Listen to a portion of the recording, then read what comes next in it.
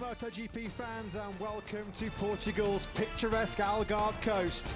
What's felt like a very long winter, to say the least, well, that's finally over. We know you've missed MotoGP, but we've missed you, the fans. But the good news is the greatest motorsport show on earth is back in 2023. We're less than 24 hours away from the start of what is without question one of the most eagerly anticipated seasons in living memory, with 21 rounds, 18 countries across 4 continents, including new adventures to Kazakhstan and India. 21 rounds, but not 21 races. No, this year is one of the biggest shake-ups of the weekend format in Grand Prix history.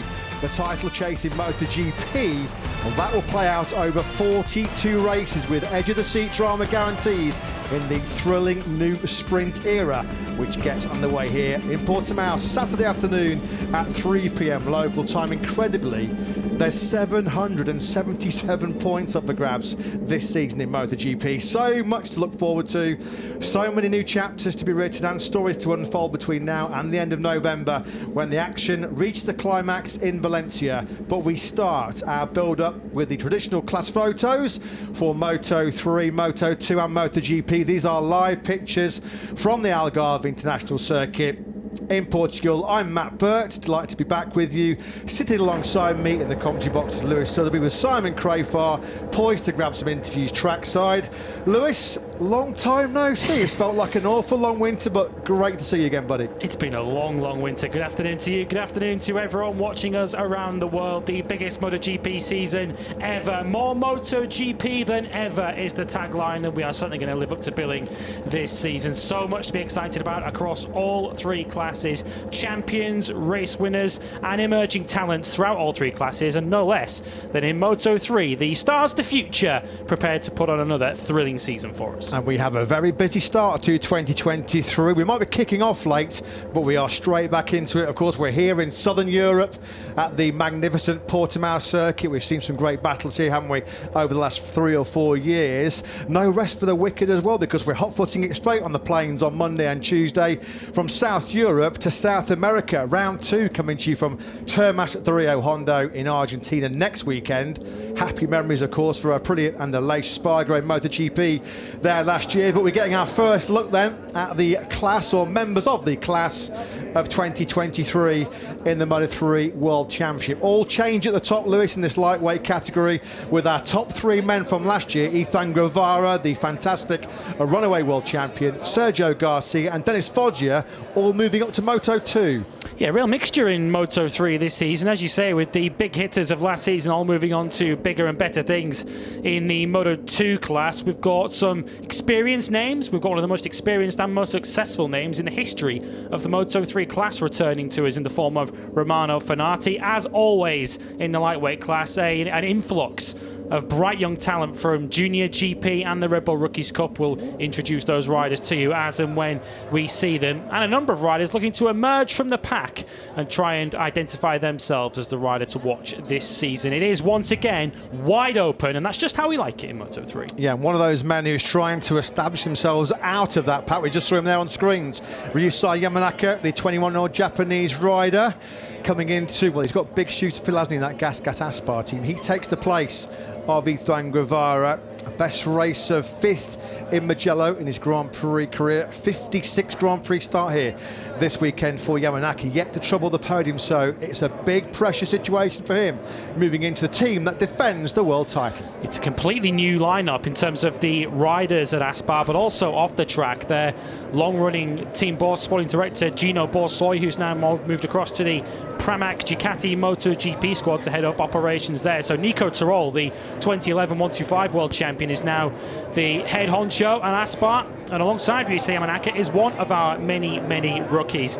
We've got a huge amount of nationalities on the grid this season in Moto3. 12 different nationalities in all, including the first ever Colombian, the teammate to Yamanaka, David Alonso. Now, one rider who we know is going to be a surefire bet to figure in this World Championship chase this year. It's a Yuma Sasaki, 4th place in the standings last year. It was a real breakout season for the experienced Japanese rider, 22 22 years of age now, in new colours this year in the Liqui Moly Husqvarna Intact GP team. 10 finishes since the Spanish Grand Prix in Jerez last year. Didn't finish lower than 5th in any of them. Great season last year for Sasaki. He's going to be a big contender. I'm delighted to say he's down on the grid with some. We say hello in 2023 to both of you, gentlemen. Yeah, thank you, Matt.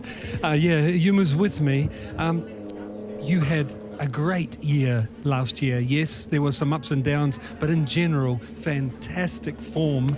How are you feeling going into 23? Well, last year had been a great season. We improved a lot. And yeah, this winter had been good. This winter we just focus on our pace. I think this year especially is the year that hopefully I am one of the one that like takes the class. I mean, like lead the race. You know, try to make, you know, like you're one of the most experienced riders, and your speed is there. I imagine you want to lead the way. Yeah, so I want to be the one that lead the class in terms of speed as well. So yeah, in the test we just focus on ourselves, and I think with a good job we improve even more from last year. So that is good. And yeah, let's see what we can do from the first race. Thank you, and best of luck in Portimao. Thank you so much. Yeah, thanks, Simon. Thanks to Yuma Sasaki. Always good to hear from the Japanese rider. He's right about experience.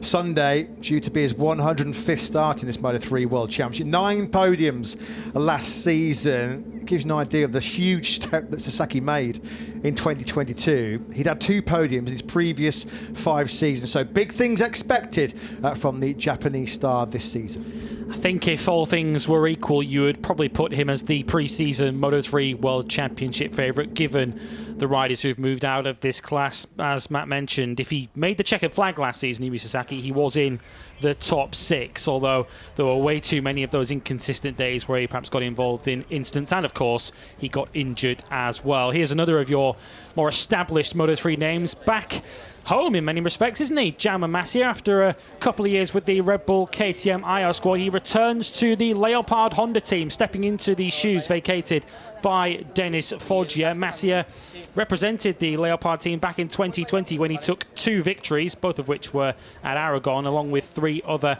Grand Prix podiums. You really do feel that given that Jaume Masia will tip over the century mark of Grand Prix starts this season, this is the year to deliver. On his day last year, Jaume Masia was one of the top riders in Moto3, as we know. He has got a good CV to his name, Mazzy Masia, but those good days were too few and far between if you are to deliver and build up a consistent podium challenge. And consistency, we say that's the buzzword every season, but when you think that the calendar expanding to 21 races, it's going to be the guys that rack up the big points week in, week out, rather than being here, there, every other week. Okay, if you're on the top step of the podium, but not good enough if it's only once every 5 or 6 Grand Prix. You've got to put together what is a strong season. This man did that last year and some, didn't he? Dennis Onju stepped up to 5th in the World Championship. He finished every single Grand Prix last season, not always in the points, in fact only once outside the points, but this man certainly did match brilliant speed with consistency.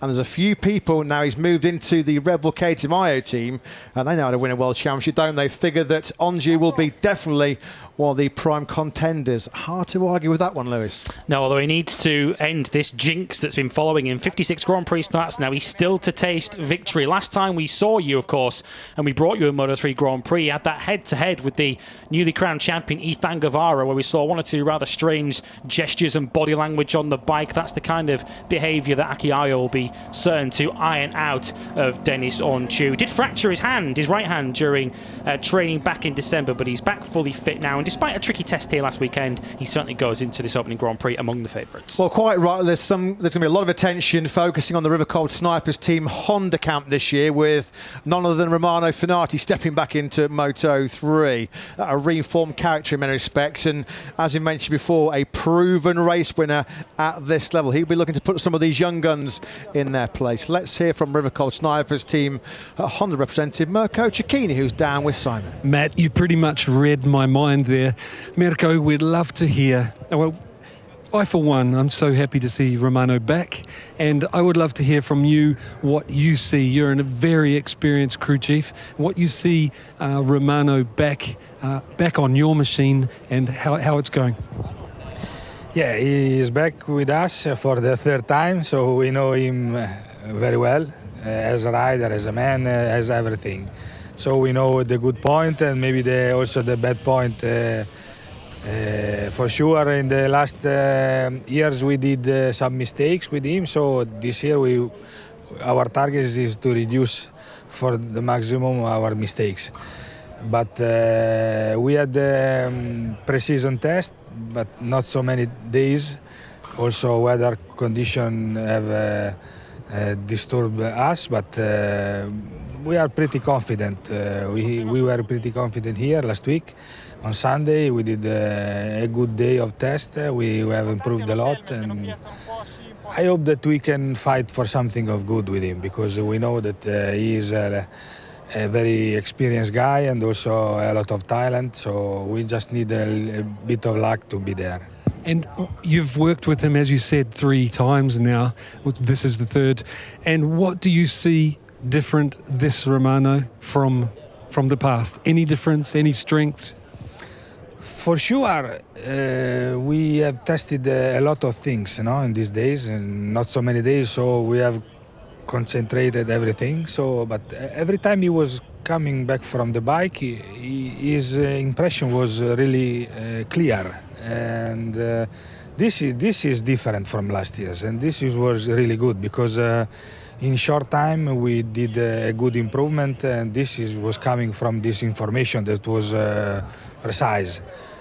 I hope that we can continue like this, because for sure we are not 100% now, because we still need have the possibility to improve our time, our pace, and I hope that we can do here to arrive in the best possibility condition for Sunday. Last question is the Honda. How do you feel the competitiveness, strengths, weakness? This is difficult to say, because the main thing we have to see on Sunday during the race, because if KTM pass you and you cannot pass there, is a problem. So for sure the bike is improved from last year. We have worked hard this winter with some details, also with the bike weight, and we are confident. Last year has been a difficult year because we start very well with Migno, with the first 4 races fighting for win. After I don't know why, but we have lost the way. We have thought a lot of this, but we don't have understood well the problem. So this year is a new year, all new, both riders new. So we hope to don't go back to these problems. Mirko, thank you for your time. Beth, thank you. Bye-bye. Thanks, Simon. Fascinating chat there on the grid then with Mirko Cecchini from the Rivercold Snipers team, of course. Out goes one hugely experienced Italian in Andrea Migno. In comes Romano Fenati, a 13 times race winner in the Moto3 World Championship. Last chance saloon in Moto3, of course. He busts the age barrier to race in this class next year. In many respects, you feel a last chance for his Grand Prix career as well. He's going to try and put himself in the shop window this year to maybe return to the Moto2 World Championship. That will be the only way that he can continue in this paddock. But good to see Fenati back, the 27-year-old. He was 7th in both Moto3 races here in 2021. So it's the early naughty step then for Riccardo Rossi and Anna Carrasco, who are eventually going to make their way, better late than never, I suppose, to the official pre-season photo for Moto3. Slow to the photo shoot, but not slow on track at the 3-day test here a few days ago, was he? 6:58 squad records for Honda rider Ricky Rossi. In fact, he set the quickest time with a 1:47.211, just a whisker ahead of very impressive rookie Rueda, who steps into Rebel KTM. But yeah, at least he's made it for the photo shoot. Yeah, we were playing a game of guess the missing riders as we were listening to Mirko Cecchini there, as we were suddenly noticing that there weren't a full complement of 28 there waiting on the grid. Anna Carrasco moving into position now. Riccardo Rossi was actually quicker than the all-time lap record here at the Autodromo International de Algarve 1 week ago, so keep an eye on him. He has a new teammate this season. Lorenzo Fallon, who was partnering him at 658 Squadra Corsa last season, has moved across to CIP Green Power, so it is now Kaito Toba who partners Riccardo Rossi. Toba, another rider in this class who perhaps has more potential than the results that he's delivered so far. He's had 4 Grand Prix podiums as Toba, and they've all come in 4 different seasons. And on the right-hand side of your middle row there, worth mentioning Romano Finati's teammate. Welcome back, a great return. Great to see him back in action. Matteo Bertelli, the 19-year-old, who has not raced since the Saxon Ring last year. He was involved in that multi-rider pile-up, dropping down through turn 7, where he suffered some serious muscle injuries in his leg. It ruled him out for the remainder of 2022. So good to see Bertelli fighting fit. He's just there on the far right of your middle row of that grid picture. So he's been through the mill over the last few months or so, has Bertelli, but great to see him back. He was a Red Bull MotoGP Rookies Cup winner previously in his Grand Prix career, multiple race winner in the domestic Italian Championship as well. So looking fully fit to show his potential at world level. Getting real first day back at school vibes here, aren't we, with the young kids of Moto3 getting ready to pose for their class photo. We're seeing plenty of Danny Holgado there, who's in very similar colours but a different pit box this season. Holgado moves across to the Red Bull KTM Tech 3 squad. The more people you speak to within the pit box and the paddock here, they suspect that Holgado is going to have one very strong season. I think it's pretty obvious, Lewis, that Boe Motorsports didn't get the memo, did they? They did not get the memo, because we saw Anna Carrasco hot-footing it to the photo shoot. And last but not least, I think we now do have our complete lineup for the 2023 Moto3 World Championship, joined by David Munoz, who doesn't need no introduction, but I'll give him a big one anyway, because what a sensation he was when he joined this championship last season. Munoz sparkled on so many occasions. A lot of people have penned him in as a potential World Championship this year. So there you go then, ladies and gentlemen. Our first official photo shoot of 2023 is about to get underway, and it's your 28 riders who will battle for glory in the lightweight World Championship. You're looking at one of the hot pre-season favourites, Yuma Sasaki. Worth mentioning, we saw briefly his teammate next to him on the far right of the front row there. That's the Netherlands teenager Colin Fire. Welcome him to World Championship level, 6th in the Junior GP Championship last year, and runner-up in the Red Bull MotoGP Rookies Cup with 6 podiums and 3 wins. Speaking of rookies, there is David Alonso, the young Colombian for the Aspar squad. If there's one rookie that we certainly need to draw your attention to, it's the Red Bull KTM IO rookie, and rookies have got a history of success there, haven't they? Jose Antonio Rueda, here he is, the first rider to move into the Moto3 World Championship as both the reigning Red Bull Rookies MotoGP Cup champion and the Junior GP World Champion. He was the first rider ever last season to do the double.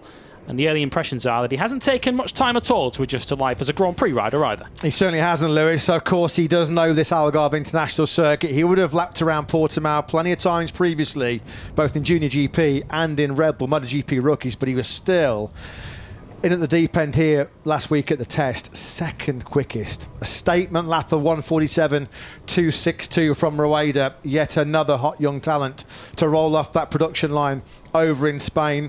So as we look at the class of 2023 Moto3, Lewis, time to stick our heads on the old chopping block here.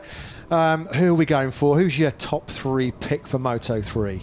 Ooh, good question. World champion, I'm going to go a little bit outside of the box and go for a rider on the middle row there, Diogo Moreira, the young Brazilian. Here he is, right on cue, who was the Rookie of the Year last season. He often produced sensational qualifying performances but couldn't quite back that up in the race. Race pace has been his main focus in pre-season testing, and if he can get that right, we know the outright raw speed is there, and I think Moreira could well be a championship contender. I think we're going to see multiple victories as a bare minimum from him this year. Great shout, yeah, Diogo Moreira, who caught the eye on numerous occasions at last season. There was a pole position, wasn't it, the British Grand Prix at Silverstone, one of the many highlights. He certainly was able to find himself challenging frequently for that top 6 in 2022. The next big step for Moreira will be to establish himself as a regular podium finisher. I know he's the big pre-season favourite with the bookies. I'm not going to argue with him. I'm going to go for Yuma Sasaki. I think now he's got the proven raceman experience. He's got the surroundings, the team, the bike around him that's going to see him flourish. I think he will step up again after what was a fantastic year last year. So I can't see past Sasaki. But you mentioned, Lewis, it's wide open, very unpredictable. You've got sort of double-figure names here of riders capable of taking victories this year. Yeah, well, if you look at the class overall, Romano Fenati actually has more wins in the Moto3 class. He's got more than any other rider in history, but he's got more than the rest of the field put together. So many Moto3 Grand Prix victories disappeared out of this class at the end of last year, with Guevara, Garcia and Foggia moving up. So if you look at the big teams in Moto3, the teams that we would say are the established frontrunners in this class, there is a lot of untapped potential and perhaps unrealised potential amongst those squads. We've already touched on Ryusei Yamanaka moving in to the Aspar squad. Leopard, of course, perennial frontrunners in this class, have got two of the most experienced riders in the class. But again, both Jama Masia and Tatsuki Suzuki, both riders who you feel we haven't seen the best of on a consistent basis in this Moto3 World Championship. If one of those riders can suddenly find that missing piece of the puzzle and put that consistent run together, there is a World Championship challenge in them. So it is going to be fascinating to see who can make that extra step. There is so much talent in this class. It's who can put it all together on a consistent basis this year, who could well emerge as champion. It's as you were for Honda Team Asia. They are back with the exciting Asian duo of Mario Aji and that young man there, Tayo Furusato. Vision Track Honda, the British team backed by Michael Laverty, of course. They are as you were as well in 2022. A second bite of the cherry then for Josh Watley and Scott Ogden. And Scott Ogden is worthy of mentioning after a very impressive pre-season. 5 days on track across Jerez and Portimao. The Moto3 and Moto2 riders competed. Ogden actually was top of the unofficial test down in Andalusia at Jerez, and he was impressive inside the top 10, 8th here in Portimao. So Scott Ogden looking to build on what at times is a pretty impressive and eye-catching rookie season last year. The 19-year-old from Doncaster in the UK looked very, very good in Jerez and in Portimao here just a few days ago. 12th, his best result last season, a 12th in Austin and in front of his home crowd in Silverstone. Is Lorenzo Fallon, who's now with the CIP Green Power Squad. It's been a pretty rough season a rough off-season, should I say, for Lorenzo Fallon, who very sadly lost his father, Laurent, in December. And in testing just last weekend, he dislocated his right shoulder. He is here and has been declared fit for this first Grand Prix of the season, but he's certainly not heading into the first race of the season in any way on the front foot. Looking on that middle row, we've also got an unchanged rider lineup at the Angelus MTA squad, with Ivan Ortola, who showed promises, or flashes of promise in his rookie season last year, and Stefano Nepper, who we're delighted to see back after that horrible crash that he had at the Malaysian Grand Prix late last season, fractured his left tibia and fibula. He did finally return to motorcycling again. He rode an R6 in early February after that injury, and he does come into this first race, thankfully, fully fit. Yeah, that was a nasty crash, wasn't it? It really curtailed what was a promising end to last season then for Nepper. He was 21st at the end of the 3 days here just a few days ago. There is Josh Watley then for the Vision Track Racing team. Didn't trouble the point scoring places last year, but he certainly feels like he's made a step up in terms of his race pace, faster and consistent, or more consistent over the longer runs. Still needs to find something on a brand new tyre when it's time for qualifying or getting yourself directly into Q2, of course. And the team have faith in Josh Watley. This was really the year that he was supposed to move in to the Moto3 World Championship, but because of the change to the minimum age limit, he was fast-tracked into the Moto3 class last season to ensure that he was eligible to race this season. He was on a 2-year plan. So this is the year that the Vision Track GP squad are expecting both Ogden and Watley to deliver some results. Well, as you mentioned, it was a fantastic end to pre-season for the 658 Squadra Corsa project, because their man, Ricky Rossi, was the top dog here at that test with that 147.211, as Lewis said, an unofficial new all-time lap record. Let's go and get some thoughts about the mood that they're in down in that camp from Marco Guana, who's with Simon. Marco, can you talk through how 23 has started for your team? Yes, we are there one more year, and no, it started quite okay. first, because we are fast during the test. We do a fastest lap during the IRTA test in Portimao, and also quite nice lap record, so it's good. But this doesn't matter, because when start the race weekend always is different. And I saw my rider Riccardo Rossi very tight, very professional during this winter test. So I expect the same during the race weekend.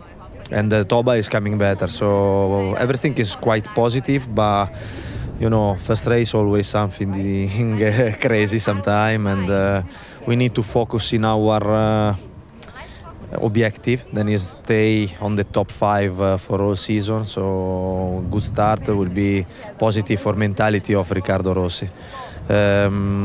We can say then during I tell you the winter test we work about the bike, we improve a little bit the top speed and also the chassis side. So we are ready to start.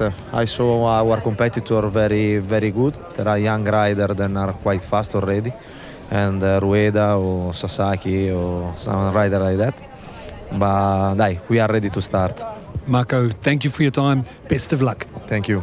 Ciao. Yeah, thanks to Marco Grana. Thanks, Simon. Great start then for 658 Squadra Corsa coming into this new season. So the 2023 Moto3 official photo shoots are done and dusted. The next time we see those 27 men and 1 female rider out on circuit here in Portimao, it will be for the first 25 points of this season's World Championship. Just there in the background is Danny Holgado, who did catch you on numerous occasions last year. I'm delighted to say he's back for another crack at Moto3 in 2023. On the move from the CIP Green Power team, finds himself a new home with CF Moto Racing Bristol GP. Just outside the top 10 he was in the test here a few days ago. Always love listening to Simon. Have a chat with this young man, Joel Kelso. Down to you guys. Joel, you're looking sharp in your new colours. How does the new bike team feel? Yeah, mate, it feels honestly amazing to be out here with the new team, and like a new project this year. And there's that new motivation inside the team and inside with me as well. You know, we trained super hard this season and like this preseason, and then now it's all paying off in the test. We went well, and we feel really nice with the bike, and we just flowed with everything. You know, we first contact with the bike felt amazing, and now we're just working from there. And obviously we're gonna make small adjustments, but there's no major adjustments we need to make, which is always positive going into a season when you feel ready. And I feel 100 times more ready this year than last year. But it's the same machine, more or less, you know, different team. What's made you hit the ground running, get that feeling instantly? Yeah, well, I've got a new crew around me this year. I've got the crew that I had good success with in the past in FIMSEV Junior World Championship. And like I said, I mean, we always think, let's go into the first test and let's hope that everything feels amazing. And then throughout the whole preseason training, you're always thinking that. And the first contact with the bike, honestly, I felt like I was at home. The first 5-6 laps adjusting the bike, and then I said, wow, this is my bike for the season. You know, I said to the crew, let's just make small adjustments and let's try to work on going faster, because the bike feels incredible. I know what the bike's going to do, and we can easily work in this way. Great stuff, Joel, and best of luck. I hope it continues in this way. Thanks, Heath, man. I appreciate it. Thanks, Simon. Thanks to Joel Kelso. Got to say, he sounds very upbeat, very positive, doesn't he? I just hope this year that there's a bit more lady luck goes the way of Joel Kelso, because last year there was a couple of times where lady luck properly deserted him. Of course, he had that horrible incident in the Jerez warm-up when he got clattered by Ivan Ortola's motorcycle going down to the dry sack corner. Then he was the innocent victim of somebody else's crash as well in Assen. A couple of races that cost Kelso last year. But you've got to say there, Lewis, listen to that chat he had with Simon. He sounds up for this season.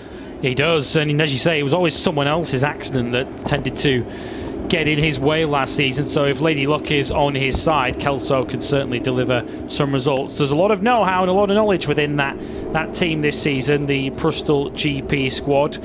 Of course, Carlos Tatai no longer in that squad. He'll now be plying his trade in the European Moto2 Championship, which gets underway later on this season. But Kelso partnering Xavi Artigas, who sticks around for another season. He'll be on the 43 once again, just the single Grand Prix win to his name back in Valencia at the end of 2021. So they'll certainly be eyeing an improvement this season. As we take a look once again on the grid, you can see one of our rookies there, the tallest of the riders, is the youngest of them, Colin Vaya, who pushed Jose Antonio Rueda all the way for the Red Bull Rookies MotoGP Cup this season. He's certainly going to have to get a move on, isn't he, in the Moto3 class, given that he's one of the taller riders in the class before he even makes his debut.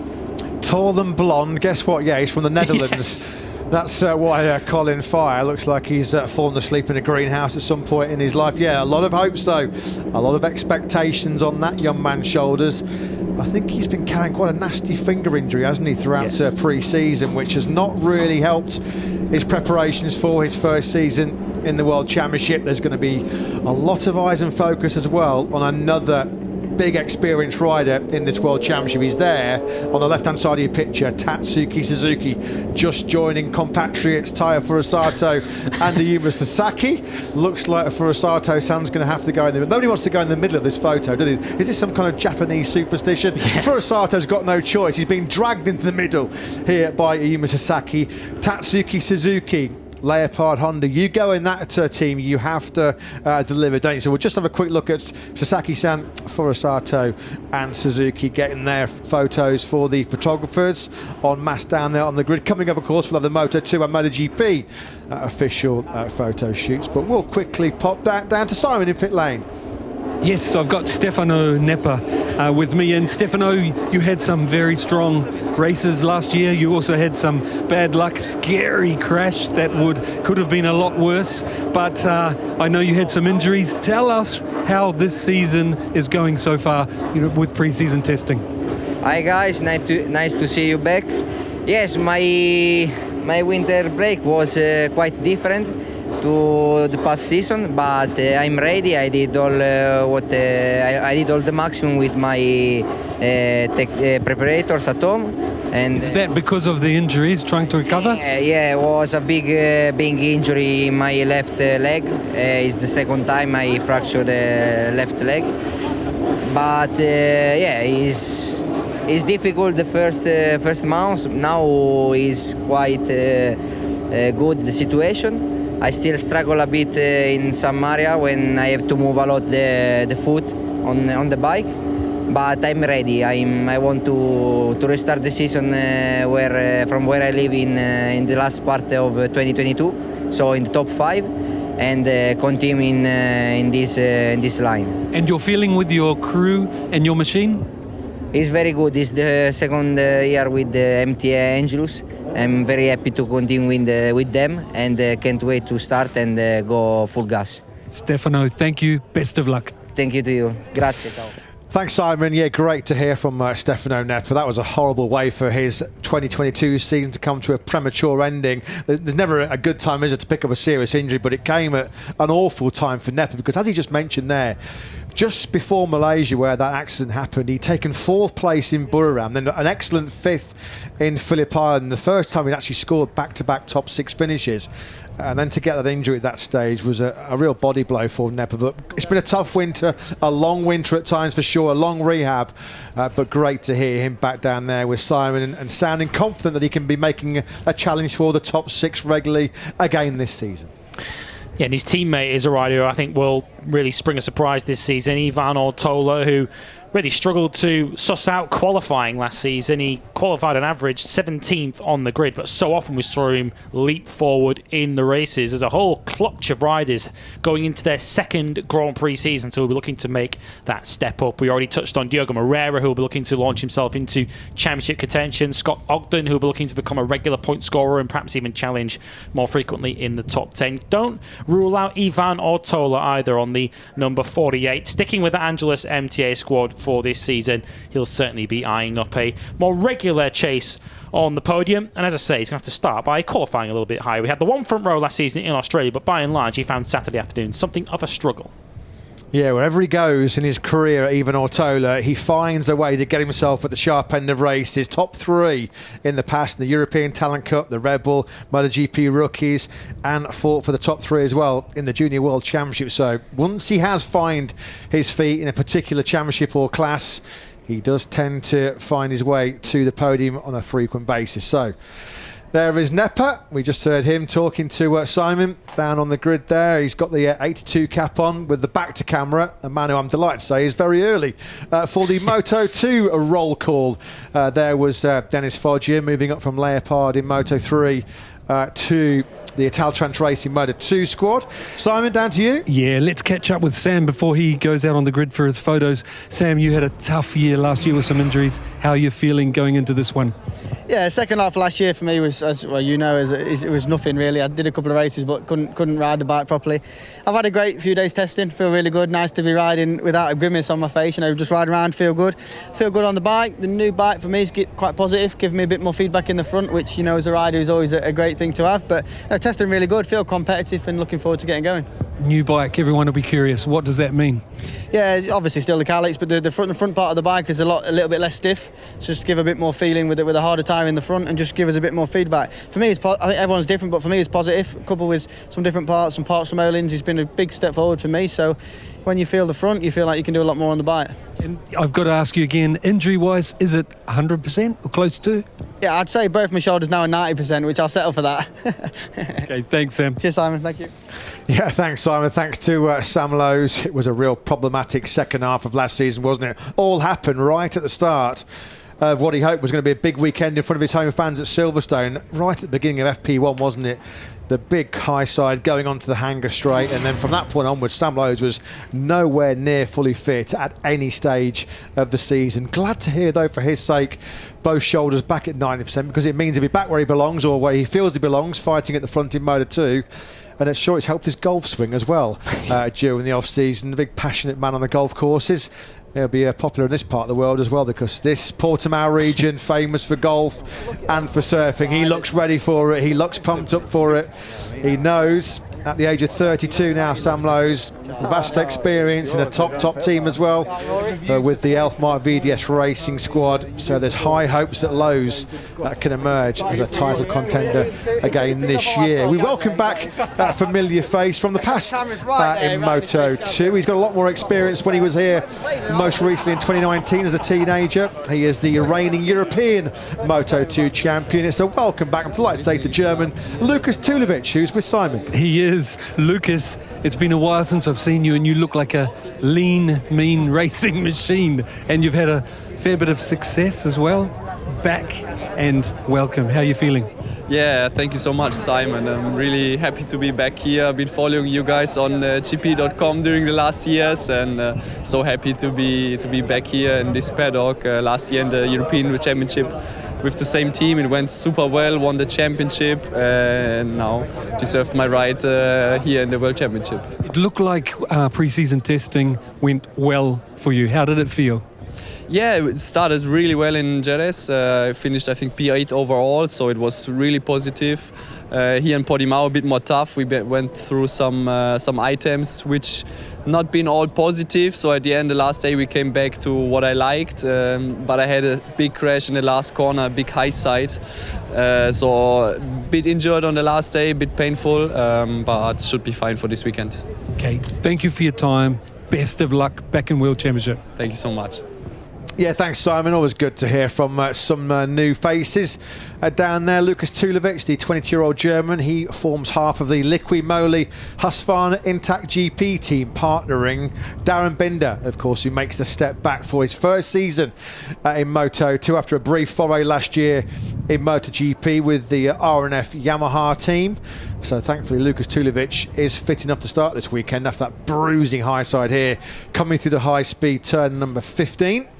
Well, injuries are going to be a real talking point this weekend in Moto2, so let's deal with the rider injured who is here. There he is on screen, Alex Escrig for the Forward Racing team. He injured his ankle in the test at Jerez just over a week ago. Missed the test here at Portimao, so hasn't ridden the bike since he did 19 laps on the first day of testing at the Circuito Jerez. Angel Nieto, he's replaced by David Sanchez at that Forward team at the Portimao test. But Matt, in many ways, one of the big headlines coming to this first Moto2 race of the season is who isn't here. Yeah, it's a sad story, unfortunately, for two guys who we were really looking forward to seeing racing here this weekend in Portimao.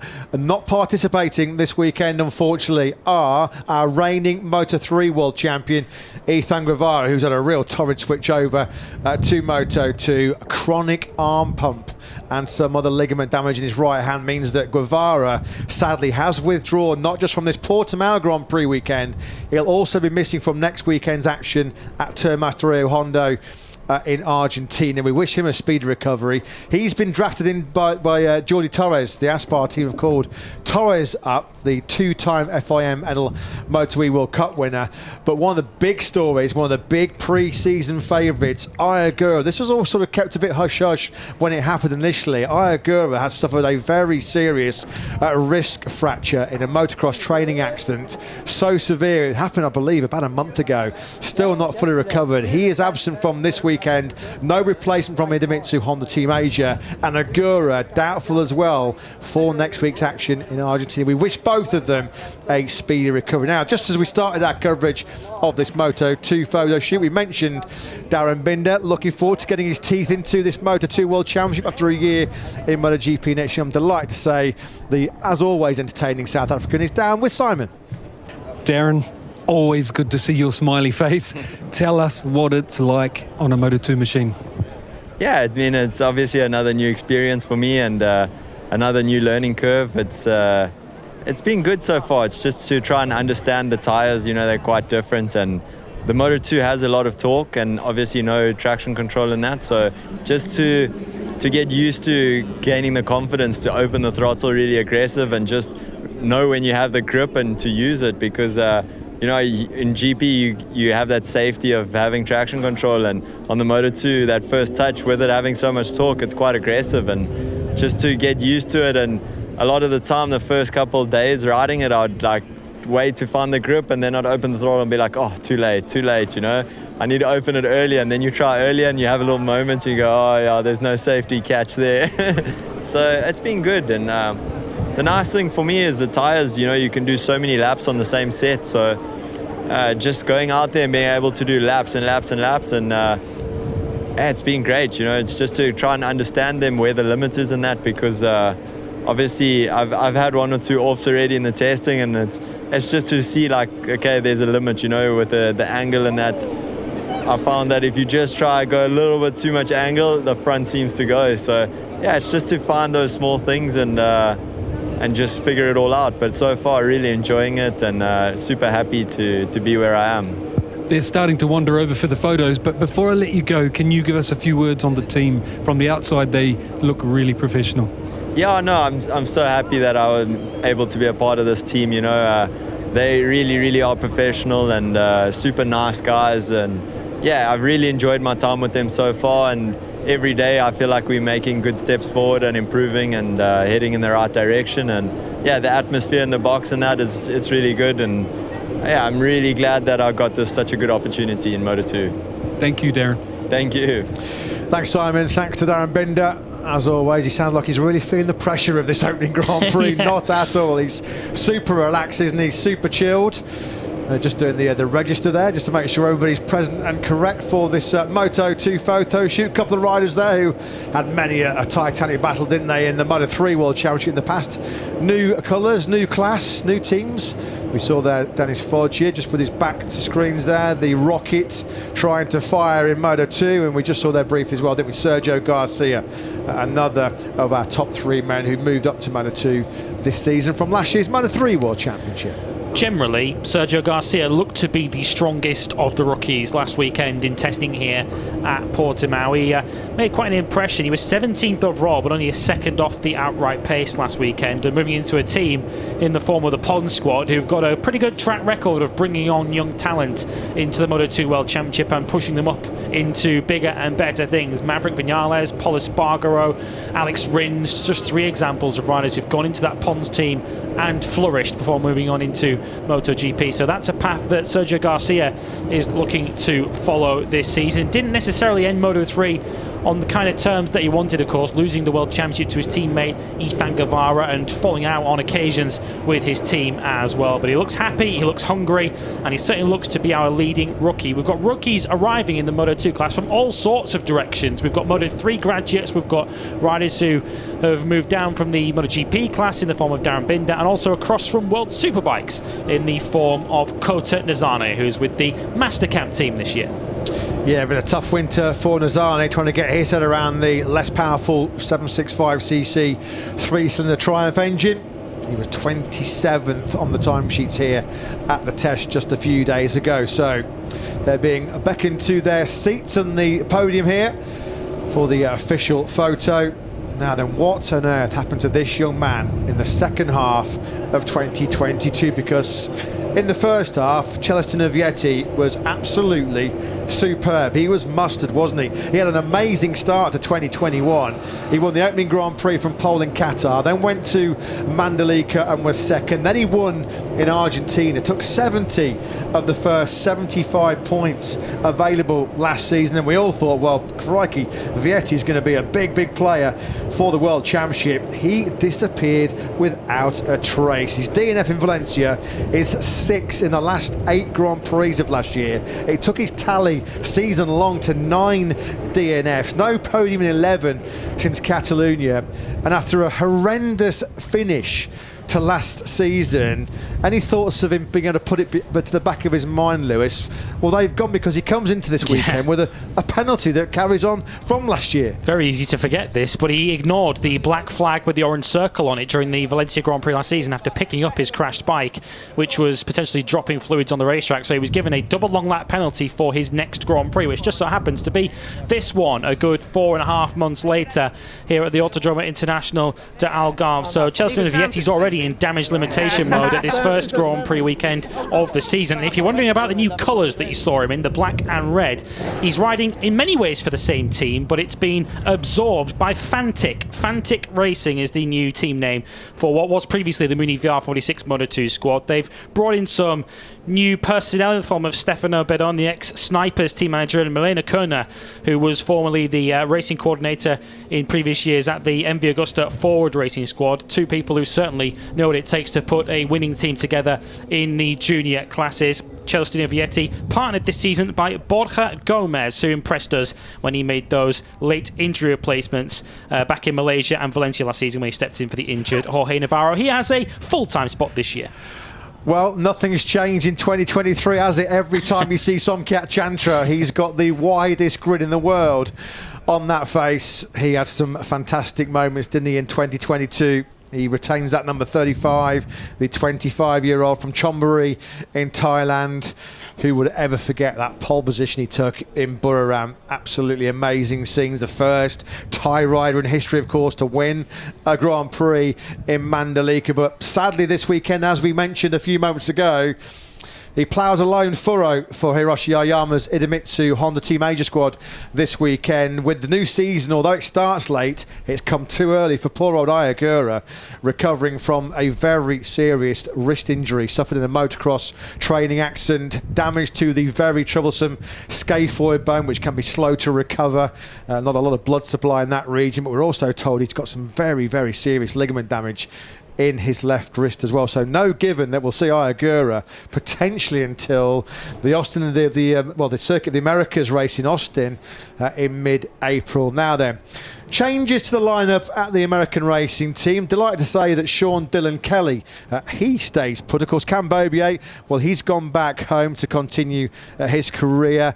Into American racing comes the highly rated young Scot, Rory Skinner. I'm delighted to say right on cue we can hear from American racing team boss John Hopkins about his men.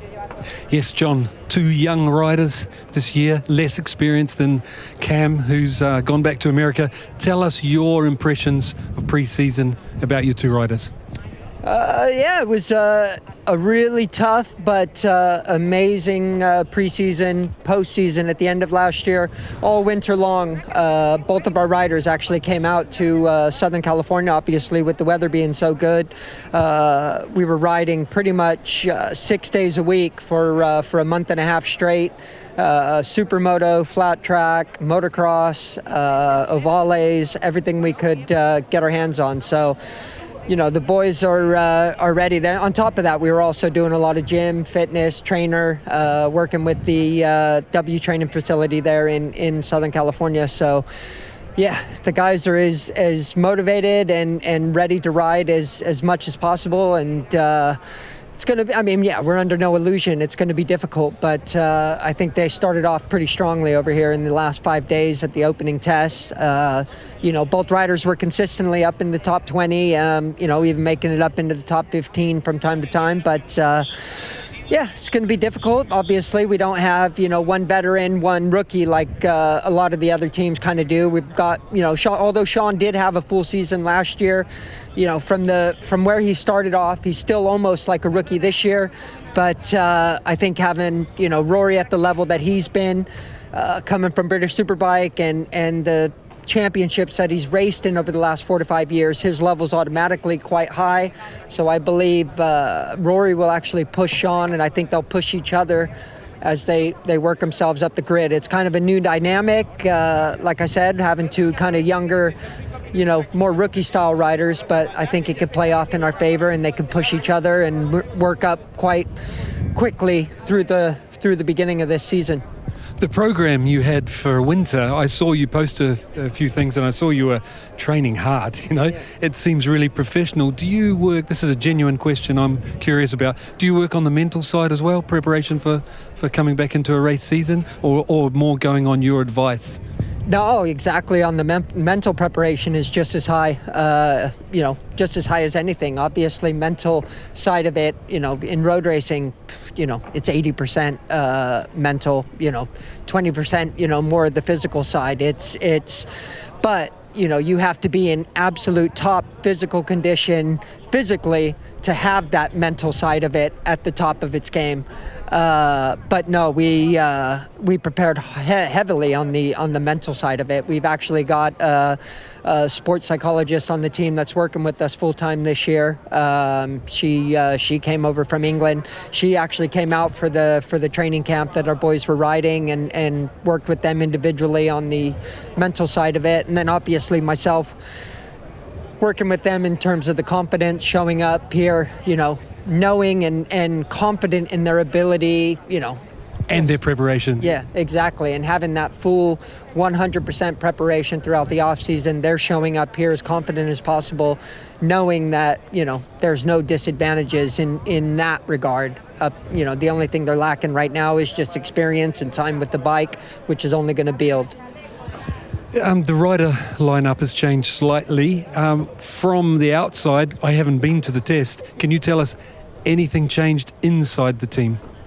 Yeah, I mean, we brought in a few people we added a couple people. Obviously, there's the social media side of stuff, which we brought in and added a few people, but we've actually changed crew chiefs now. So for this year, we have a new crew chief for Sean.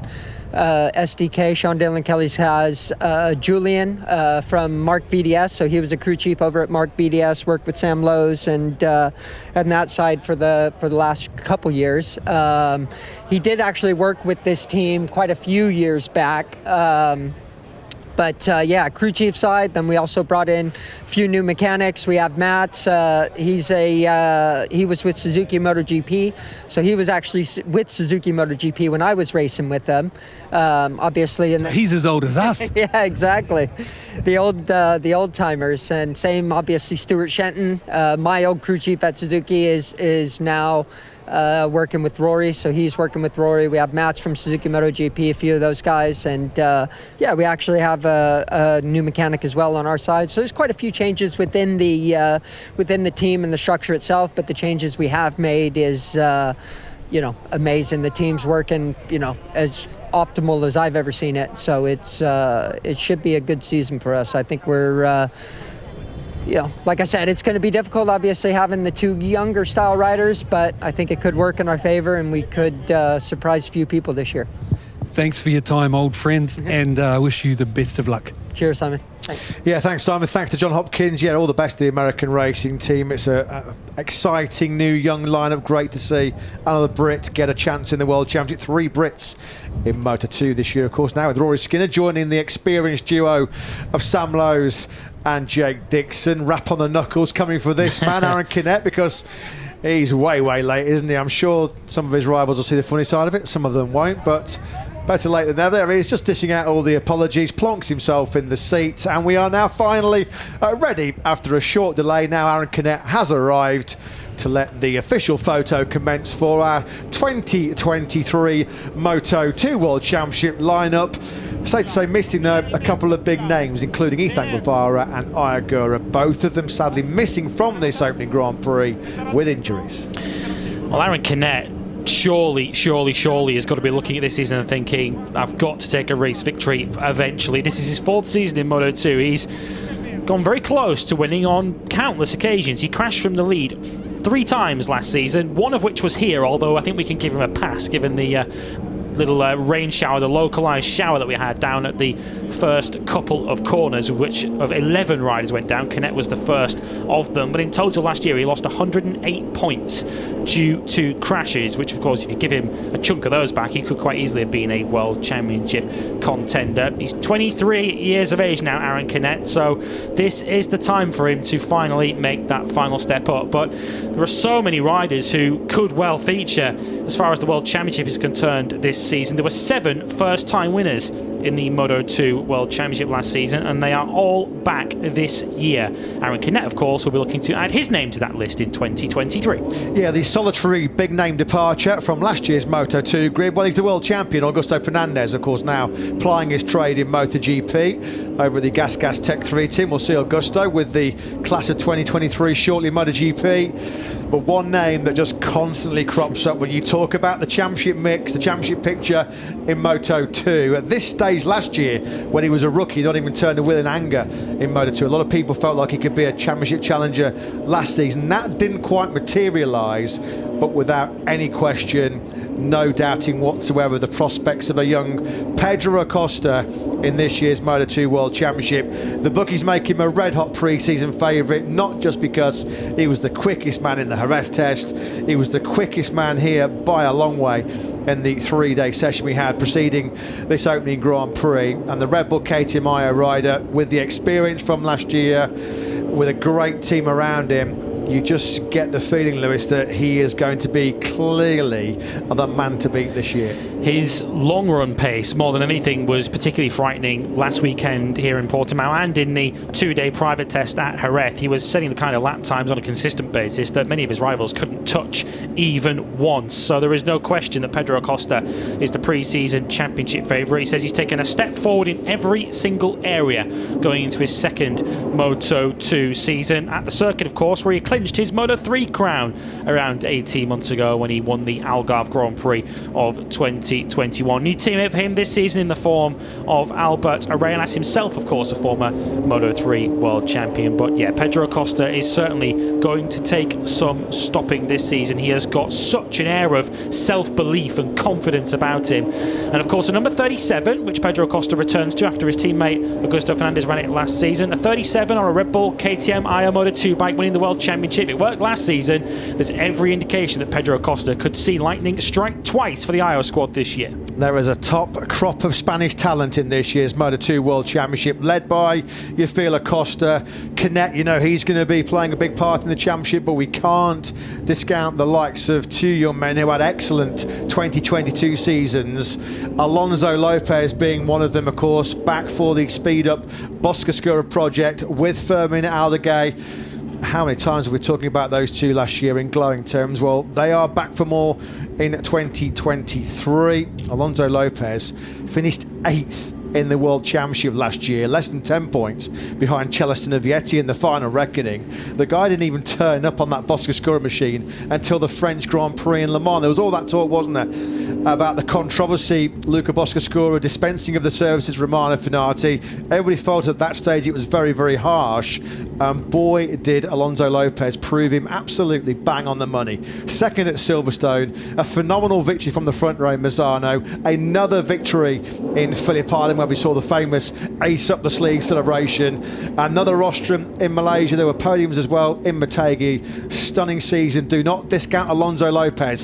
He's going to be a serious championship contender this year as well, and he finished last year with a pole in Valencia, but then somewhat rather lost his head in the race, didn't he, Lewis, which was a big surprise. He did. He was so desperate to try and win the Rookie of the Year crown up against Pedro Acosta that it seemed to get to his head, and the red mist came down for Lopez. If you average out the points per race of every rider in Moto2 doing last season, it would have put Alonso Lopez third overall behind the two leading championship contenders, Augusto Fernandez and Ai Ogura. The only negative, I suppose you could say, for Alonso Lopez coming into this first Grand Prix is he didn't have a particularly good Portimao test a week ago because he was a little bit under the weather. Said he was throwing up a lot over the course of the weekend, so he didn't exactly have the ideal lead-in to this first Grand Prix weekend. Can he deal with the added pressure and expectation that is on his shoulders this season? He was very much a surprise package last season, kind of riding with nothing to lose. He's certainly got a lot of eyes on him this season, and his teammate Fermin Aldeguer, who still has the opportunity to become the youngest Moto2 rider ever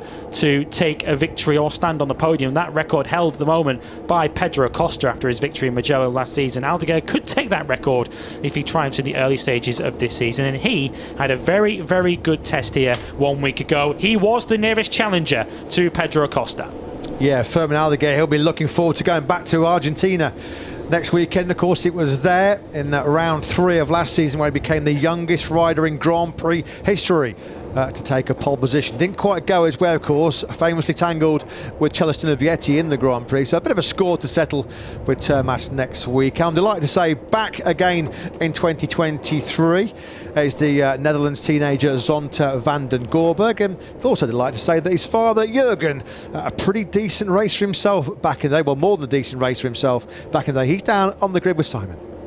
He is, and while the riders are on the grid getting their photo opportunity, I thought I'd ask you, Jürgen, to give the listeners a bit of an insight on what it's like for a dad, even if as experienced as you, to bring the youngest rider in last year as a rookie, and he didn't do bad at all. Give us your thoughts. Well, indeed, he was the youngest, you know, and he will be for a long time, since the age is coming up to 18 years old now in Moto3 already. So it was a very hard and tough job last year, you know. He did some really nice races, didn't get rewarded by points. I would say, like, we were very close a few times. Even here in this race he was 10th and then got involved in a big crash in the first corner. Well, it was probably more against him last year than with him, everything. So, but he learned a lot about this, and his body wasn't ready. I would say, like, for a 16-year-old, it was on the limit. We knew what we were doing.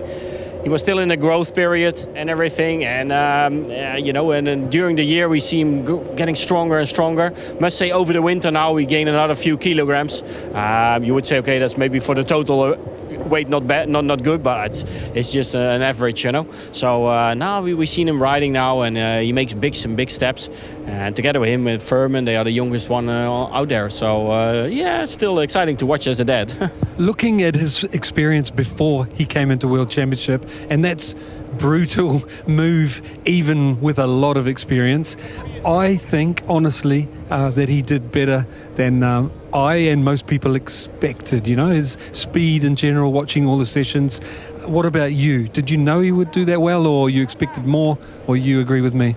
Now, let's say from the first race on in Qatar, we thought, like, if you just hold on the last guy, you've done an amazing job already. You probably stand on the last start grid. He did. He wasn't even last, but he was like second last or something. And in the race, he even passed the last two people in the last lap. So he did an amazing job. On that moment, we knew he's gonna make it. You know, if you're in the first race and you're like 15 seconds behind the last one, yeah, it's gonna be a hard season. But he already got the feeling and everything, and then step by step he did an amazing job in the beginning of the year by even qualifying here in the Q1 and also Argentina Q1. So it was really good, actually. We're going to see more of him.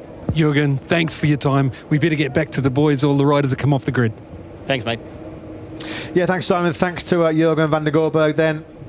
We just look at Darren Binder and Somkiat Chantra there as the Moto2 photo shoot then completed for 2023. We know that Idemitsu Honda team age would love to be having that shot with Ai Ogura involved as well. Reading the press release earlier on from the team, there was no clear-cut date for an Ogura return. He said he felt like he wasn't nowhere near ready enough to be here in Portimao this weekend, and when you think that the paddock is just going straight down to South America on Monday, Sunday night and Monday for round 2 in Argentina, that casts big doubt on whether Ogura will actually be fit as well before the Termas round. Now, I'm delighted to say a young man who had a phenomenal season last year, from 14th to 4th in the World Championship, and he ended in some style. Then he wins in Buriram and Malaysia and a podium in Valencia to take that 4th in the standings. Always a delight to hear from the Tiger himself, Tony Arbolino, with Simon. Tony, you're always exciting to watch, but last year was extra exciting. How are you feeling going into this year? Yeah, honestly, yeah, as you say, that we were enjoying a lot last year, last part of the year. I mean, also was an amazing tour in Asia, amazing racing and weekend in Valencia. So the last race, so we are really happy. And then also in this point, compared to last year in the winter test, we were a lot faster this year. So that's a huge important. That means that we keep the same level of when we finish. So that's the most important thing. So really happy about that. Feel confident and feel appreciate that the crew are working a lot. So feel with a lot of energy in my mind and in my body. So can't wait to show some good level this year. Yeah. Great stuff, Tony, as always. Best of luck. Thank you so much. Have a nice one. Thank you. Yeah, thanks, Simon. Yeah, I've got to say, Tony Arbolino, not just a dark horse contender for the championship this year, because he really did step up after a fairly difficult rookie season in Moto2 with the Ducati and Tech team. He moved to Elfmark VDS, and that's where he really did flourish. A stunning end to the season, as we mentioned. 3 podiums in the last 4, including those wins in Thailand and Malaysia. That would have given him so much belief, so much confidence going into the winter. He couldn't wait. He was chomping at the bit to get back on the bike in Jerez recently. He's had a rock solid couple of tests as well, and Tony Arbolino will definitely be in the mix for the championship. I'm delighted to say a guy who we've seen with a beaming smile on his face already, and we haven't even started the Grand Prix action, have we, in 2023. Down in the pit lane with Simon is Somkhat Chantra.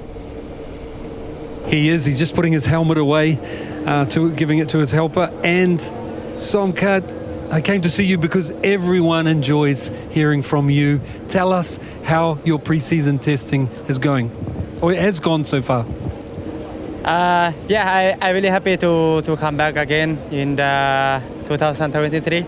And also we have the test in Portimao also already, and now we in the last weekend. And I'm so excited to start the race in this week. And yeah, I will try to do my best in the race week. Do you feel any different this year compared to last year? Like more experience, obviously, but what does anything feel different? For me, I feel like different because also we have something also test, and also we try to do the best setting in the test. And our bike is like improve a lot, and also more experience, and also this year is start on 5 years to me, and I feel very, very good to start the race. Great stuff. Best of luck. Thank you so much. Bye bye. Thanks, Simon. Thanks to Somkhat Chantra. What a great guy. What a great character. He'll be happy coming into this first Grand Prix to have found some form in Portimao. He was 4th at the test here a few days ago. I'm sorry about this, Somkhat, but I have to remind you, unfortunately, in your previous 4 races here, you have not scored a single point. None. So that's a record he'll be looking to set straight here on Sunday afternoon. There is Celestino Vietti. Reminder, he's got a double long lap penalty coming into this weekend's Grand Prix, so certainly not starting the season on the right foot, but he'll be looking to pick things up as he goes along. That is the Gresini squad for this season. The QJ Motor Gresini Racing Squad. Philip Salat, who started his Moto2 career last year with a brilliant 4th on the grid in Qatar, and he's partnered for 2023 by Jeremy Alcoba, formerly a Gresini rider in Moto3, and after a year away with the Intact GP squad, he's back in Gresini colours once again. 3rd in the World Championship last year on 200 points. Still, though, chasing that elusive first victory in Moto2. Will 2023 be his year? Well, let's find out. Simon is down on the grid with this man, Aaron Canet. I am. Aaron, I'm going to ask you a really straight question. Look, I know how fast you are. You know, I've seen your talent. And last year, you didn't achieve what I thought you would, and what I believed you can, you know. Do you feel different going into this year? Do you believe you can do something extra? For sure. Finally, we worked during this pre-season on my bad points of the last year, and that's so important. My mentality now is completely changed. I'm really focused on my objective, and we are working all the days on Andorra, my home, for do it, and we will see how is the season. I know we have I have a big level, but Acosta, Alonso, and other riders have level. But I'm a fighter, and I will fight for it. Great stuff. Best of luck, Aaron. Thank you.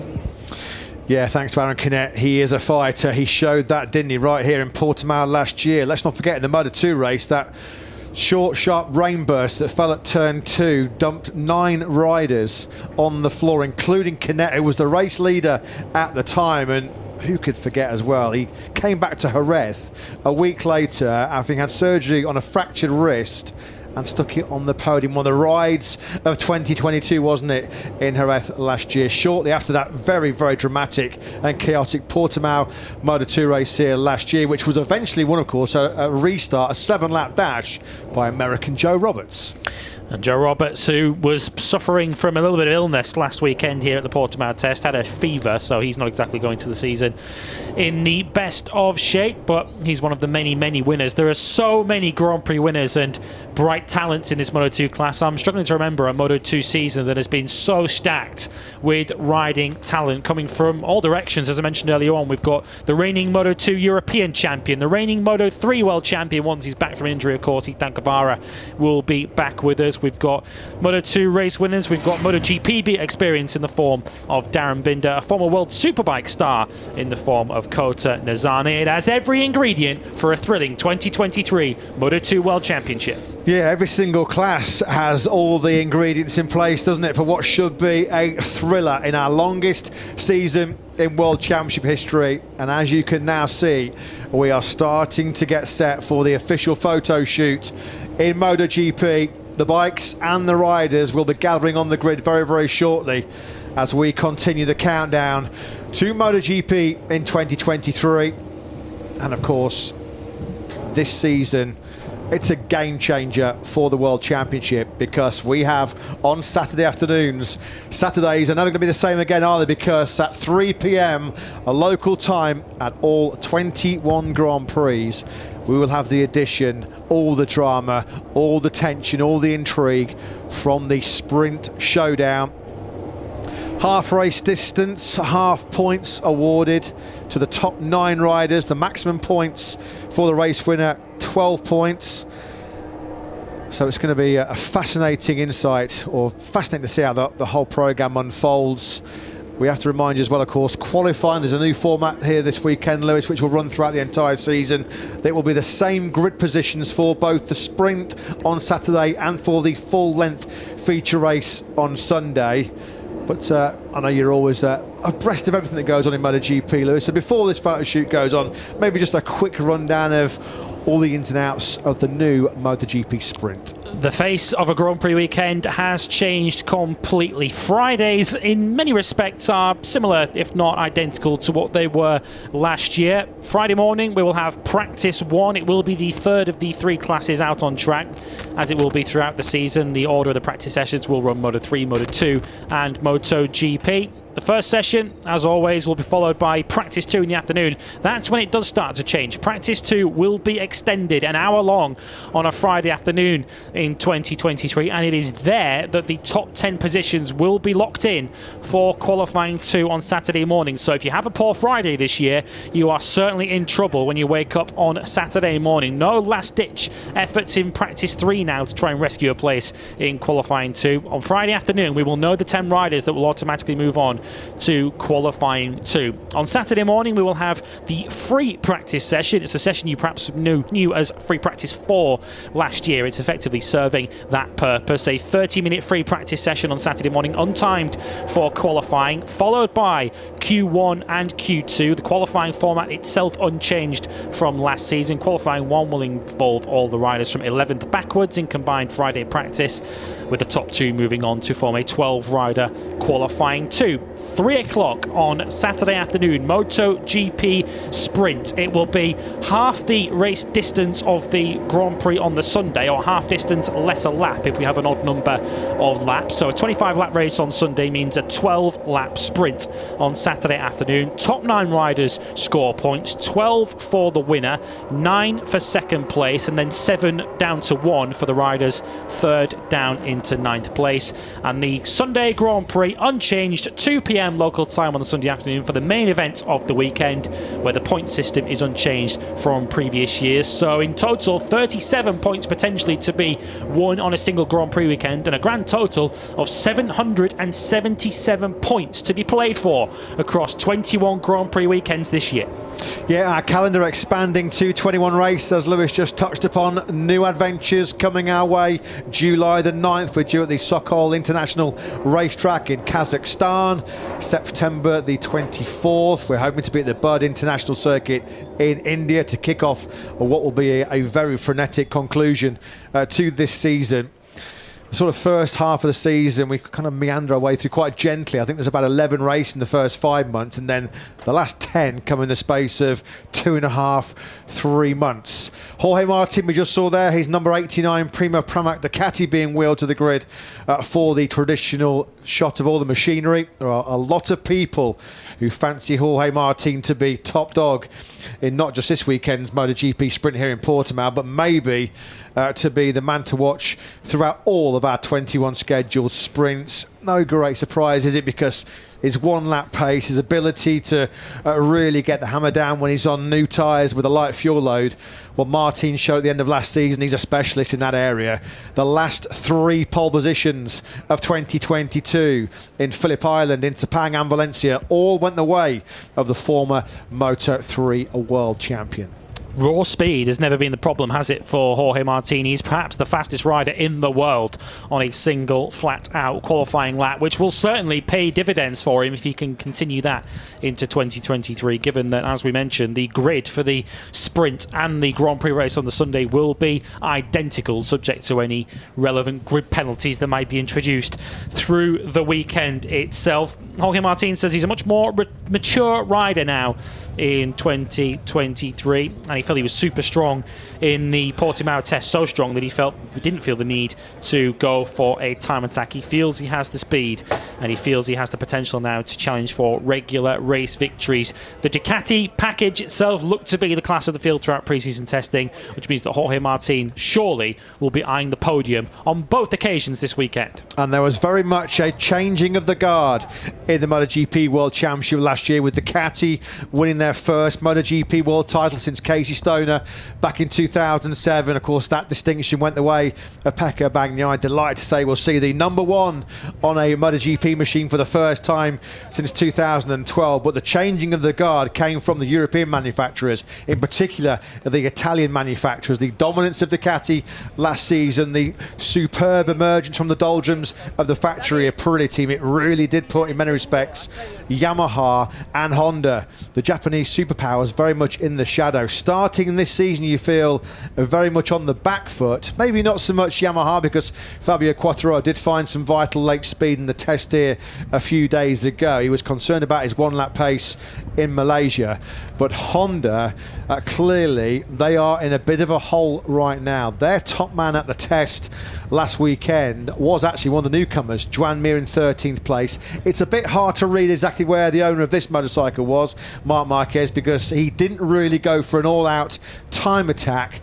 Is there more to come from Marc Marquez? But clearly, Lewis, coming into 2023, I can't believe I'm saying this after they were winless last season, Honda have got it all on to avoid that record again this year. They really have. Marc Marquez only came within 4 seconds of a dry weather race win once last year. That was when he came within 1/10 of a second of winning the Australian Grand Prix, eventually won by Alex Rins. In 5 out of the 9 dry Grand Prix that Marc Marquez finished, of course he missed a chunk of the mid-season, he was over 10 seconds adrift of the race winner. So it's not a small gap that Honda are trying to bridge, it is a chasm between themselves and Ducati in particular. And after pre-season testing, Marc Marquez says we can't even think about the podium or victory. 5th to 10th is what I expect our level to be at the opening Grand Prix weekend of this season. It's been such a turbulent pre-season for Honda that we're even hearing reports that they might even be lending a hand to Kalex to even design their chassis going forward. Keep an eye out on Stefan Bradl when we see him wildcarding at the Spanish Grand Prix later on in the season, because that's surely the ultimate ignominy for Honda if they feel the need to perhaps outsource the design of their very chassis to a third party. But that tells you the depth of the hole that they're in. They were solidly the last of our 6 manufacturers last season. As we come into 2023, victories seem a long way in the distance for them. Well, there you go then. For the first time since 2012, ladies and gentlemen, we have a #1 plate in the MotoGP World Championship. And it's a deserved one in the hands of Pecco Bagnaia. 7 wins and 10 podiums. He won the title 4 months ago in that title decider, didn't he, in Valencia, against this man, Fabio Quartararo. Now then, there's an exciting new journey coming up for RNF Aprilia this season. Having moved from Yamaha's independent team, they've switched over to Aprilia. Shows how good Aprilia were last year. The first time in history the Nawali factory will have an independent team. I'm delighted to say from the new look with the new look RNF Aprilia team is their team manager Wilco Zeelenberg. It is Wilco. I was watching closely from the outside in pre-season testing, in your garage, but in the end, I could notice that Raul, aggressive little rider out on track, real talent, exciting stuff. I think he's going to be surprise a few people at a couple of races this year. And then your much more experienced rider, Miguel Oliveira. So can you tell us from the inside how pre-season testing went, in your opinion? Well, actually, we are very happy. Basically, Miguel showed a very good pace, and Raul improved every test, basically. And compared to what he did last year, he is where we want him to be at the moment. But of course, he's still not a rookie, but he's clearly a fast rider. He needs to learn all these things about this Aprilia, but he was very close to all the other 3 Aprilias, which says enough. So Razlan said something interesting to me during the test, that it felt to him like going back to 2019, meaning having a crazy talented young rookie, which was Fabio back, now it's Raul, and then a more experienced was Franco Morbidelli, now Miguel. Your opinion on that? Your take? Well, yes, on one side it's true, but on the other side we are not in 2019 anymore. At that moment of the championship, it was a complete different story. Now we have 15 riders who can win a race. At that stage, it was not like that. And of course, we are in the same boat, basically, with one experienced and a little bit less experienced rider. But, result-wise, what we did, of course, in 19 and 20, you cannot expect at this moment because the championship is completely different. Okay, and machines, how do you feel about the Aprilia? The boys are very happy with the bike. Of course, they have followed the bike last year, the whole year, with them on the KTM and them on the Aprilia.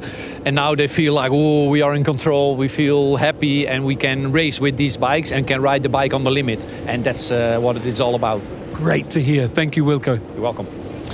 Yeah, thanks to Wilco Zeelenberg. Of course, it is the Crypto Data RNF MotoGP team now, running a pair of last year's Aprilia RSGPs, which weren't bad, were they, up until the flyaways in the hands of Aleix Espargaro and Maverick Vinales last year. So they're on the RSGP from 2022. Good to see the smile back on the face of Raul Fernandez, who had an instantly forgettable 2022 over at KTM. And a lot of people, a lot of experts inside this paddock have ticked off Miguel Oliveira as a potential title dark horse. Of course, we know what a class rider he is. He won his 2 Grand Prix in his farewell to KTM last year in the rain conditions, unforgettably in both Mandalika and in Sepang. But Oliveira sort of playing down expectation. I think he's been bombarded with people saying, well, Miguel, surely on a proven race winning package like the Aprilia, you can come in and repeat what you did in 2020. But he's just trying to sort of douse those flames a little bit. He's very happy with the Aprilia, but says he's still got a long way to go. Straight line braking is an area where he feels that there's still improvement to come, the Portuguese rider. But Oliveira and Raul Fernandez, there are high hopes that they're going to be having some big results this year in that new Crypto Data Aprilia squad. Straight line braking was a common complaint from last year's 2022 Aprilia factory riders, of course, riding that motorcycle that is now in the pit box of Miguel Oliveira and Raul Fernandez. Oliveira said he felt good on the bike, and it suited his riding style pretty much straight away. But I think if you're being serious with Miguel Oliveira this weekend, as much as the Portuguese fans who will be flooding through the turnstiles here this weekend to support their home favourite would love to see him win again, just as he did here 2.5 years ago. Miguel Oliveira really, I think, will be measuring himself against the factory Aprilia riders of Viñales and Alejo Espargaro on the 2023 RSGP. If Oliveira can match or beat them, I think he's doing a sensational job on that bike. He is one of many riders on this grid who feels he has top 5 pace here this weekend, and I think you have to include his teammate Raul Fernandez in that, who says he's happy and he's enjoying himself for the first time since 2021, which perhaps says more about his Tech 3 KTM adventure than how happy he is at Aprilia. But good to see the smile back on Raul Fernandez's face. Yeah, the drone is up, getting some exclusive pictures of this action, and we're certainly up for an exciting and fascinating 2023 MotoGP World Championship, aren't we? New races, new riders, new teams. It's all pointed towards this season being the best we've ever had. And of course, this great championship started back in 1949. The addition of the Saturday Sprint, one of the biggest revamps, the most radical revamps to the format. It is going to bring a new dynamic, a new dimension to the championship. I'm sure fans that are live here in the grandstands, you watching at home as well, well, it's going to be edge of the seat action right from Saturday afternoon here. 4 races over the weekend, and that's not counting, of course, the support classes. The FIMNL Moto E World Cup now has World Championship status. Now then, Fabio Quartararo put up such a strong fight, didn't he, to retain the World Championship last year after the German Grand Prix in the Sachsenring, which was coincidentally the last time Fabio Quartararo not only won, but the last time he actually led a Grand Prix. At that stage, we thought, well, it's game, set, and match, because Pecco Bagnaia crashed, dumped the Italian 91 points behind Quartararo. And there followed, what was instigated was the greatest comeback in Grand Prix racing history. Fabio Quartararo in the last 10 Grand Prix lost 108 points to Pecco Bagnaia. A dramatic turnaround, one that not a lot of people in the paddock saw coming. Ducati and Bagnaia was certainly happy it did, and that's the reason why the target clearly on Bagnaia's back now. He has decided to run that prestigious #1 plate. As you say, it was the greatest comeback in Grand Prix motorcycle racing history. Some were terming it as a bit of a choke on the part of Fabio Quartararo. I don't think that's necessarily fair, particularly with the expanding of the calendar nowadays. You're going to see bigger points margins get closed down just because there are more and more opportunities now to score points through a Grand Prix season. As mentioned, 777 of them could potentially be scored by a rider this season, and Fabio Quartararo will feel he might be able to take a bigger share of those points now than he did around about 10 days ago when he first travelled out here to the Algarve for the final pre-season test. They looked in trouble, did the Monster Energy Yamaha squad. He described their 1-lap pace as a disaster at Sepang. They were way off the pace, a second off the pace, and he said that the bike felt pretty good on a time attack, but the stopwatch just simply didn't agree with it. Found himself a long way off the pace, but they made a crucial step on the final day here on the Sunday of the Portimao test a couple of weeks ago. They went back to the 2022 Aero on their bike, along with the new 2023 engine, which does appear to have given Fabio Quartararo the boost in top-end speed that he was hoping for. They're not likely to be blown away now on the straights by bikes such as this one, the number 23 factory Ducati of Enea Bastianini. So Fabio Quartararo feels he's much more in the game than he was when he first travelled to Portimao, but whether he can ultimately beat the factory Ducatis, including that #1 of Pecco Bagnaia, well, I guess Saturday and Sunday will give us the answer. Yeah, I think there's some motorcycles being wheeled down for this photo shoot that aren't required. This is going to be one motorcycle from each team that will compete for the longest season in Grand Prix history. 11 teams, 22 riders. Of course, sadly, we have lost Suzuki. Their decision to withdraw from the MotoGP World Championship for 2023.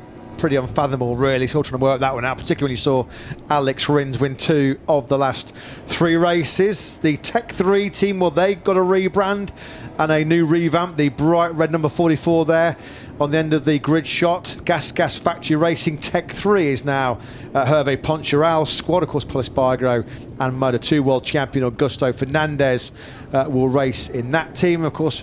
And there's a changeover from Yamaha's independent team for Razlan Razli's RNF team. They will now run the Aprilias, as we have mentioned.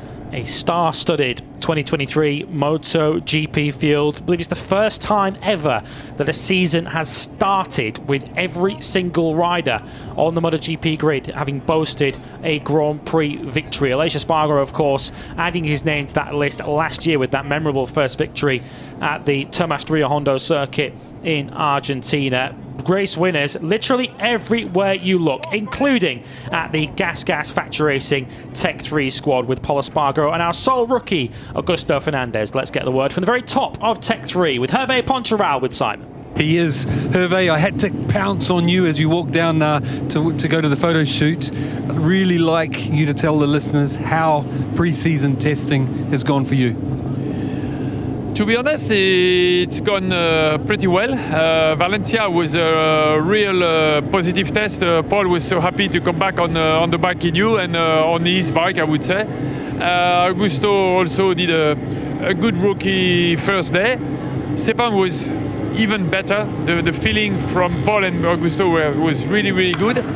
And the problem is the third and last test before the start of the season on the circuit where the first race will happen in Portimao was a bit more difficult, to be honest. We've been not really struggling because when you are just a second to the fastest lap, you are not nowhere. But we didn't get the feeling we had in Sepang, and that was a bit of a worry. Same feeling from the 4 riders. But the good news is there have been a lot of scratching heads in Austria in between the test and this week. Hopefully they have some ideas. I don't know if they will work. We have to wait for tomorrow to see. But yeah, we are happy. We are positive. We got 2 riders that are really happy to be here, that decided to come here. So this is something that is very exciting. It's going to be a long season, and I think a group that will work and that will be able to have more up and down is a group that is working as a group, if you see what I mean. And positive vibes in the Gas Red team. Hervé, before I let you go, can I tell you my thoughts watching testing, and you tell me if I'm somewhere near the ballpark? I was super impressed with what the Austrian manufacturer, I won't say KTM or Gasquet. Yeah, okay. I was impressed with what they brought. Their aero looked fantastic. The riders, from what I see, all chose it, that new aero. There's at least 3-4 chassis that I saw. The engine sounds different. I mean, it's very impressive amount of work, and it looks like those things were liked by the riders because they're on the bikes, but it didn't make the step forward that I pictured and I imagined. And it feels to me that it's just a bit more work to figure out how this puzzle goes together, and we're going to see that jump forward. That's what I expect. Or am I off? No, you're not off. You're never off, Simon. You have a great vision, my friend. No. There is, as you said, we have a lot of incredible engineers. We have a really strong group. The commitment from the PR Mobility, management is unbelievable. So we got all the ingredients, But if you give me the good ingredients and you give the good ingredients to a top chef, you're gonna eat his plate better than mine, because it's going to be crap, to be honest. But no, we got to unlock something, and I agree with your analysis. I think the potential of our bike is a lot better than with what we've been seeing and showing on track here in Portimao. Wait for tomorrow. Fortunately, we find some solutions, but we have 21 weeks to show that we have unlocked something, and 42 starts. So everything is possible, even though we are a bit not where we were hoping to be in Portimao. We're going to be in front in Argentina. Thanks for your time, Hervé. Thanks, Simon. Yeah, thanks, Simon. Always great to hear the dulcet tones of Hervé Poncharal. I've got to say, the Gas Factory Racing Tech 3 team, they're pretty easy to spot this year because they've got their new bright red uniform. So there you go then, ladies and gentlemen. The fastest motorcycles in the world, with the fastest riders, the elite riders, plonked on top of them for this 2023 MotoGP World Championship. The bike taking centre stage, as you'd expect, is the bike in the hands of the world champion Pecco Bagnaia. First world championship for Ducati rider title, that is, in 15 years, since 2007. He was the first Italian to capture the Premier Class crown since his manager and mentor Valentino Rossi in 2009. Only 6 Italians in history had gone before Bagnaia and lifted the Premier Class title. Some legendary names, of course, the likes of Giacomo Agostini and Valentino Rossi. But he has got that target on his back now with that #1 plate. You've got to deliver. But I've got to say, Lewis, coming into a new season, given how strong Bagnaia was last year, given what we've seen in winter testing from both him and Ducati, let's not forget here at the test, Pecco Bagnaia fired in the first and only sub-138 lap we've ever seen. It's all pointing towards Bagnaia being one of the hottest favourites we've seen in recent years. Yeah, he's been carrying such an air of calm and confidence throughout the winter. A stark contrast to this time last year, where Ducati were kind of throwing all sorts of different parts at a perceived problem, and Pecco Bagnaia didn't really feel as if he was going into the season particularly comfortable with his package. Of course, Ducati eventually got their house in order, and once they did, Pecco Bagnaia was so difficult to beat last season. Looking to try and make fewer mistakes this season, of course. It was those mistakes that put him in that position where he had to pull out one of the biggest and best comebacks in Grand Prix motorcycle racing history from 91 points adrift. Davide Tardozzi saying that he must settle for places that aren't necessarily #1. Whether he'll be in that mindset this weekend or not, I'm not entirely sure, because he certainly is the favourite for victory this weekend. He did, as pretty much every rider did a couple of weeks ago, a sprint simulation in anticipation of the new format coming on Saturday afternoon, and there was no question that Bagnaia's was the strongest of the lot. Yeah, there's been some ominous words as well coming out of the Ducati camp and the Bagnaia camp, saying that he feels already, after just 6 days of winter testing on that GP23, it's already at the level, if not a little bit better, than the rounded, developed GP22 package he finished last year on in Valencia. So Ducati have made improvements, they have made progress, and Pecco Bagnaia, he says now's not the time to relax, not the time to take the foot off the gas. He wants to be a multiple world champion in MotoGP, to be considered one of the true greats. That's the next mission for him. And you do just get this sense as well, Lewis, that just how strong Ducati were. Okay, yeah, they've got strength in depth. They've got 8 bikes in the grid, but they've got 8 really good riders that you just get a sense that we might just be seeing or ushering in a new period of domination from a manufacturer and a rider.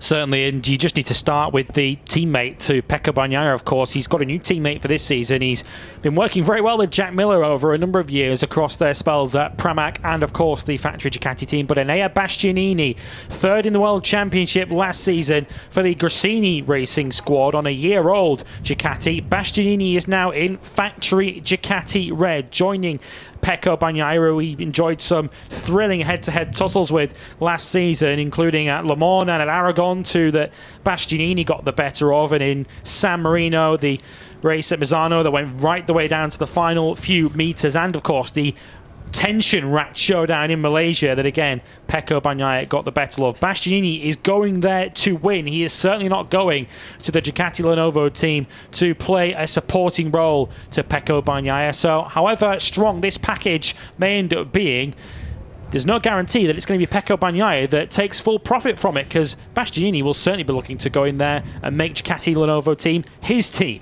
Well, this year's MotoGP grid, without any question, is one of the strongest we've ever had. There are no weak teams, no weak bikes, no weak riders, but you do feel that the Ducati Lenovo team with both Bagnaia and Bastianini is the strongest duo of that 22-strong lineup. Of course, Honda, well, they've added some top names to their roster. They've been the biggest beneficiary of the Suzuki departure, because Alex Rins, who ended 2022 in some style, phenomenal victories in arguably the race of the season in Phillip Island, won the last Grand Prix of the year in Valencia. Not been an easy transition over to the Honda, but they have got Rins and Mir on that motorcycle, and perhaps crucially as well, maybe one of the most significant signings that Honda made during the winter was to get Ken Kawauchi, the very well respected and highly regarded Suzuki technical boss, of course, no longer employed by Suzuki in this paddock, so he was snapped up by HRC to lead development of that project. Of course, it's going to be weeks, months, maybe even years before we see the full influence of Ken Kawauchi on the RC213V, but that's a a real positive, I think, Lewis, for Joan Mir and Alex Rins, because they know Ken Kawauchi, they know his capabilities, they know his experience, his knowledge, and they trust him. And to have that familiar face in there and knowing that he's going to be in there, not necessarily banging heads together and banging doors, but there's going to be a man that is not going to want to see Honda where they are, and he's going to be pushing hard to get them back to that level. And that's just going to be a boost for Mir and Rins, having that familiar face in their camp. And they know that there's a process that's being followed when Ken Kawauchi is in the pit box with the clipboard in hand, trying to work through a plan to try and bring Honda back to the glory days that they haven't enjoyed since late in 2019. Joan Mir said as much in pre-season testing, that seeing Ken in the box just gives me confidence that we will ultimately get there. And of course, Joan Mir has found that adaptation from the Suzuki across to the Honda just as difficult as Alex Rins did, particularly here at the Autodromo International de Algarve. This part of the racetrack we're looking at now was where Joan Mir and Honda were suffering so badly with the power delivery coming out of the final corner onto this start-finish straight here in Portimao. They were losing so much time hand over fist through the fourth and first sectors of the lap, which take in the two halves of this main straight. So that is one of the areas that Joan Mir in particular was losing out in pre-season testing. But there's certainly no problems and no lack of talent on the riding front for Honda this season. 10 in fact world championships, of course, across their Repsol Honda lineup, with Marc Marquez's 8 world crowns and Joan Mir a 2-time world champion in his own right. So if Honda aren't successful in 2023, they certainly cannot blame their riders. Well, we're getting our money's worth out of the drone already, aren't we? Fantastic shots here then, overlooking what is a magnificent Algarve International Circuit, nestled on Portugal's south coast. Perfect location to kick off this 2023 World Championship campaign. It's got lots of overtaking opportunities, lots of hard braking, fast corners, and elevation, which sees it quite rightly dubbed the roller coaster. It's MotoGP's ultimate white knuckle ride. We can't wait to jump on board it tomorrow for practice one. Myself and Lewis will be with you for the opening session of MotoGP. A few people probably wondering why we're not starting in our traditional season opener under the night lights in Qatar, the Lusail International Circuit. Well, there's a very good reason for that, is because right now the infrastructure, in particular the main paddock facility over in Doha, is undergoing a multi-million-pound revamp. And that is the reason why we will not be going to Qatar until November the 19th. So we will be making our traditional stopover in the Middle East, but right at the end of the season rather than right at the start. In the penultimate round of this 21 weekend MotoGP World Championship, which will come to a close on the final weekend of November. We'll have to get our thick coats ready for the trip to Valencia on November the 24th, 25th and 26th. Coats. Will we have... I'll be getting a Christmas tree out. Yeah, we will. Opening our advent calendars shortly following the final race of the season. Will it come down to another decider, as it did at the end of last season? The nail-biting conclusion as Pecco Bagnaia held off Fabio Quartararo for his first World Championship in the Premier class, Ducati's first since 2007. So many points, as we mentioned, up for grabs this weekend. 21 Grand Prix races, 21 sprints. And you feel that this year, more than any other in the history of the Grand Prix Motorcycle World Championship, consistency is going to be all important. If you can register big points in as many of those 42 opportunities as possible, it's going to take you a long way to being crowned the 2023 World Champion. Yeah, and can anybody knock Ducati off their perch, out of their position of authority? Last year, they won the rider, the constructor and the team championship. They also won the independent team title with Prima Pramac Racing. They won the independent rider crown with Enea Bastianini, and just to throw in for good measure as well, Marco Bezzecchi was the Rookie of the Year on a Ducati as well. They wiped the floor with the competition in 2022. Can Honda respond? Can Marc Marquez retaliate? I'm sure many of you watching at home, like myself and Lewis did, we tuned into what was a fascinating kind of no-holds-barred look into Marc Marquez's last 2 or 3 years. Of course, a part of his career which has been dominated by that serious right arm injury he suffered in Jerez at the start of that delayed 2020 season. He did an Amazon Prime documentary, All In, which showed, one, what Marc Marquez has been through over these last 2 or 3 years. It's been a real tough rehab. It covers the moment that he had that big spill in Jerez. It covers the career-saving operation he had in Minnesota straight after the Italian Grand Prix Mugello last year. And what it did cover him, what I couldn't believe, Lewis, was it just shows how much hunger, how much desire, how much commitment still courses through Marquez's veins. He wants that 9th world title so badly. Before we pick up again on the number 93, one team that had a memorable 2022 season, it was the factory Aprilia team. They were title contenders with Aleix Espargaro all the way down to the penultimate race in Malaysia. They famously won, of course, their first Grand Prix in Argentina. High hopes then, certainly resting on the shoulders of Aleix Espargaro and his crew led by Antonio Jimenez, and we can hear from him with Simon. Antonio, super experienced man you are.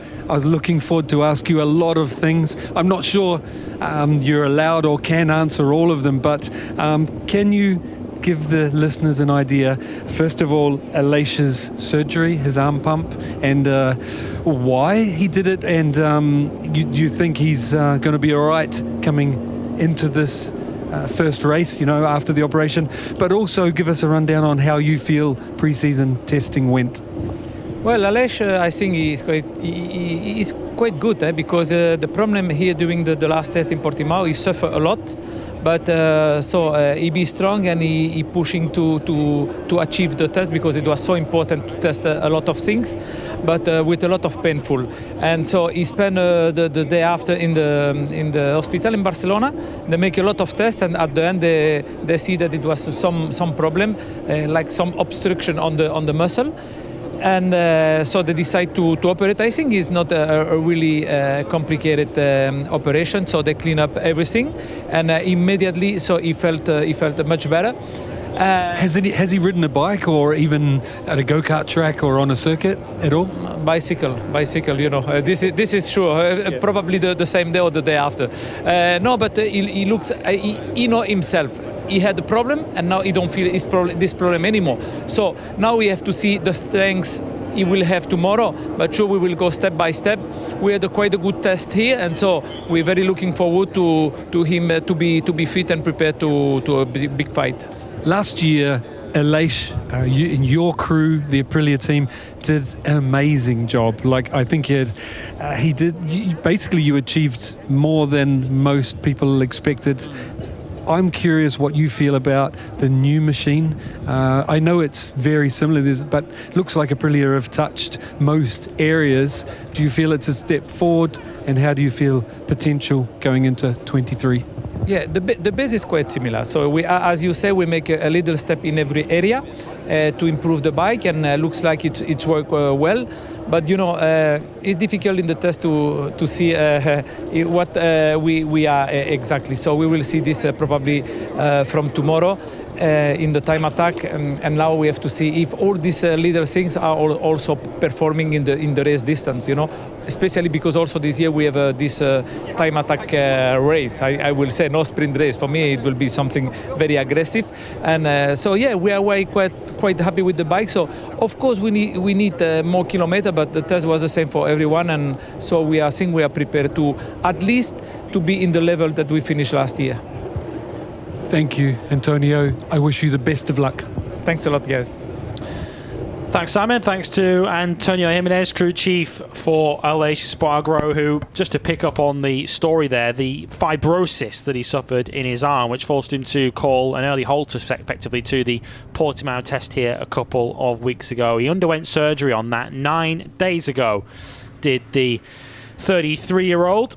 But it's good to hear that he's not suffering from any pain, and immediately felt that the problem had been removed. Although, of course, the first real acid test will come tomorrow when he rides a motorcycle for the first time since that surgery. He couldn't really do more than 2 or 3 laps at a time by the end of the Portimao test. Just no strength, he said, in that arm. So tomorrow will give the firm answer as to whether those problems are behind him. And they'll certainly be hoping so, because once again, it looks as if Aprilia are coming into the new MotoGP season with a very formidable and competitive package underneath them. Yeah, but it didn't stop him cycling though, did it? Aleix Espargaro, he loves to pound the miles up on the mountains over in Andorra. He did post some pictures of himself travelling to Portimao with his family, and there was a noticeable 3 or 4 inch scar on that right forearm where he had that operation. But as Lewis mentioned, he will find out the extent of that recovery and how much pain he may still well be in that 45-minute P1 session tomorrow morning. So we're going to get the full grid in terms of machinery lining up on this Algarve International Circuit. I'm delighted to say, actually, we've got beautiful, beautiful weather here. Of course, the Algarve coast is famous for surfing and for golfing. It's a holiday maker's paradise, this part of Portugal. But the forecast looks really good as well for the weekend, because cast your minds back to last year. It was absolutely horrible. Baltic it was down here, freezing cold, loads of rain. I think the first full dry session that the MotoGP riders had was Q2, and even then there was still a few damp patches littered around the circuit. And let's not forget as well, it was in Q1 last year on a damp patch when he gambled on a Michelin slick rear tyre that Pecco Bagnaia had a very, very hefty crash. In fact, he had to go to a local hospital. Concerns that he might have fractured his right collarbone. Thankfully, he was declared fit and came back to have a really good ride, actually, because he started 24th and fought his way through to 8th place. And talking of great recoveries in Portimao, that's just leapt into my head, Lewis. Alex Rins, last year, what a sensational first lap he had. Yeah, he came from P nowhere, effectively, all the way through to 4th by the end of it. But we posted, in fact, on MotoGP social media channels a couple of days ago. So head to our social media channels now to watch that first lap all over again. He comes from the very back of the field, and he's way inside the top 10 by the time he completes that first lap. He just sails around the outside of a whole bunch of riders coming through that first couple of corners at a stage where, of course, Alex Rins was in such incredible form. He started and ended 2022 as arguably the form rider in the field. He was certainly the form rider in the field at the end of last season, winning 2 of the last 3 Grand Prix. He makes his 100th MotoGP Grand Prix start this weekend, and he's looking to make a certain piece of history. A piece of history that was last made by Valentino Rossi, who won consecutive Grand Prix on different manufactured motorcycles when he, of course, won his final race for Honda and his first for Yamaha. Although, based on what we've seen so far in pre-season testing, it would take a minor miracle for Alex Rins to emulate that achievement. But he's certainly a naturally talented rider, and you kind of feel that if Honda do make progress as the season unfolds, it will bring Alex Rins along with them. There is the motorcycle that will certainly carry home hopes here this weekend. There was a few hundred people came through the doors to see Miguel Oliveira finish his pre-season preparations here in Portimao just a few days ago, and those grandstands will be packed to the rafters to see if he can repeat his heroics of 2020 when he was on the KTM Tech 3 machine. Just in the background there, trying to catch our first glimpse of our reigning world champion Pecco Bagnaia. There's one of his VR46 Academy stable mates, Marco Bezzecchi. Interesting to see what Bez can do this year, having get the machinery upgrade to Ducati's GP22. 8 Ducatis on the grid this year. There's an equal split in terms of the latest spec GP23. They'll be in the hands of Bagnaia and Bastianini in the factory team, of course. Zarco and Martin, they keep their latest spec machinery as well. The 4 GP22s, well, they will be campaigned by both Marco Bezzecchi and Luca Marini, who really shone in winter testing, the fattest man in Sepang and over in Valencia at the back end of last year. And let's not forget, of course, the Grazzini team that won 4 Grand Prix last year with Enea Bastianini. They will field Fabio Di Gianantonio, and they welcome Alex Marquez, who I think it's fair to say is loving life on a Desmos Adichie after 3 very, very tough and barren years over at Honda. He's smiling like a Cheshire cat right now, as Alex Marquez is. Even some people believe that he may well be in the podium hunt here, both in the sprint on Saturday and the main feature race here on Sunday. Alex Marquez was certainly quick to dampen expectations, but he said just to be in that conversation, just be in that mix of riders who may well be in that top 5, just shows what a great place he's in. Now then, Lewis just talked about Aleix Espargaro's late injury woes. Well, let's find out exactly the condition of our number 41 then going into this opening Grand Prix, because Aleix Espargaro is with Simon. He is, and his son. Aleix, we just spoke to your crew chief, Antonio, and he said immediately after the operation you felt better, but I'd love to hear it from you. Yeah, sincerely, hello everybody. I felt much better, but already the day after the surgery, I mean, I felt a lot more free. I could move much better. On the test was surprisingly bad. I mean, I couldn't do more than 2-3 laps. But when I came into the pits, the arm was immediately okay. So it was when it was under pressure that I feel nothing on the hand. I couldn't control the bike. So they opened the arm, they cleaned everything, and immediately I felt good. Can you give the listeners a bit of an idea how you feel going into the first race after pre-season testing? Meaning, how do you feel pre-season testing went? The pre-season was good, you know, but I feel like if I was 15 years old, I'm still nervous, still butterfly in the stomach, you know. So this is always good. Testing, you know, I have a lot of experience, so testing can be good, can be bad, but at the end of the day, testing is testing, and racing is completely different, so I can't really wait to see the green light. Aleix, thank you for your time. Thank you.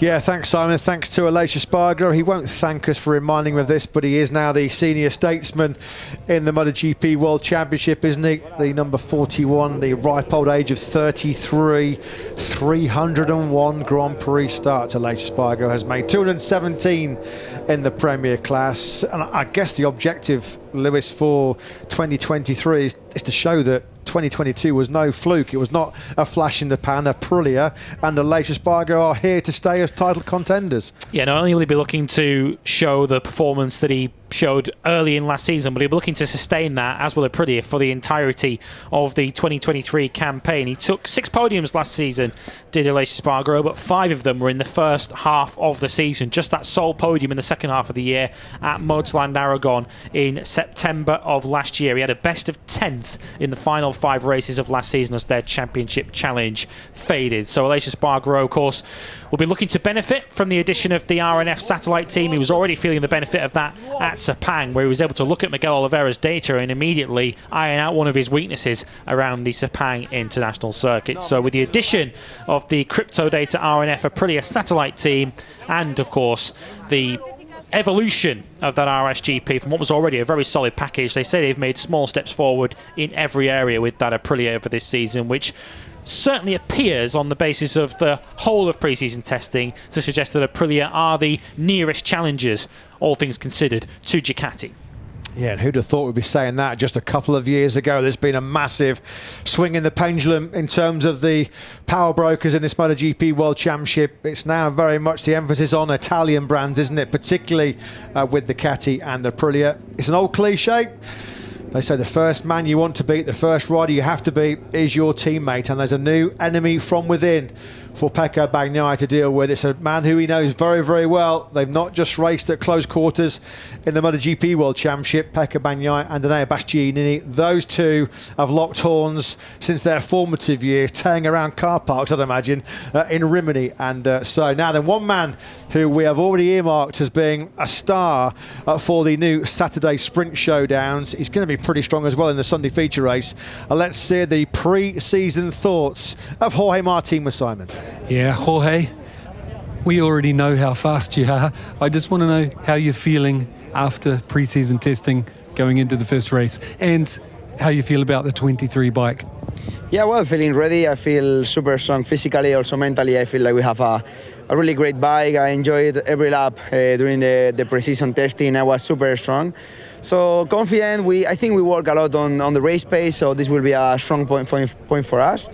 And yeah, I hope to still work on that regularity and consistency that we need from other years, and battle for those first positions. Thanks, Jorge. Thank you. Bye-bye. Yeah, thanks, Simon. Thanks to Jorge Martin.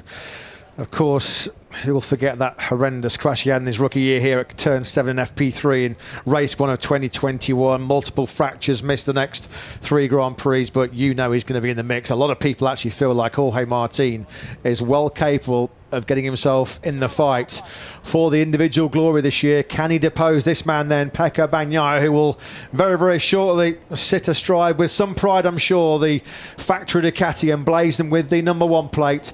Worth noting as well, isn't it, of course, Lewis, Jorge Martin, not that he needs any motivation, but he's got a point to prove here with Ducati, because he was clearly very upset to be overlooked for that seat alongside Bagnaia. That went the way, of course, of Italy's Bastianini. And there's already been some murmurings in the winter. It kind of quietened down that maybe Martin's representatives have already been sort of feeling out options for next year. Yamaha were mentioned. So he won't be lacking motivation to show Ducati it should be me next to Pecco this year.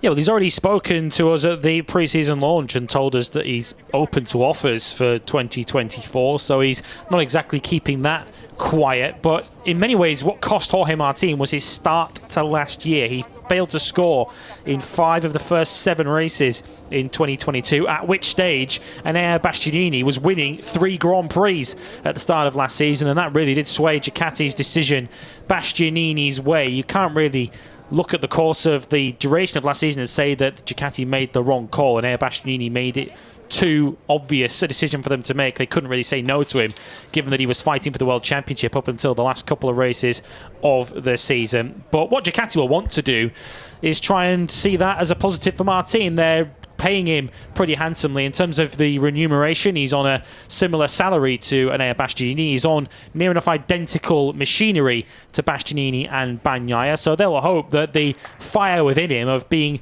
in the satellite team rather than the factory team will serve as motivation to Jorge Martin. And you imagine from a point of view of Ducati, they'll be saying to Jorge Martin, okay, go and prove us wrong. Yeah, absolutely. It's a big year this for Jorge Martin. What he does know as well, though, is that door's closed in the factory squad for at least another 2 years.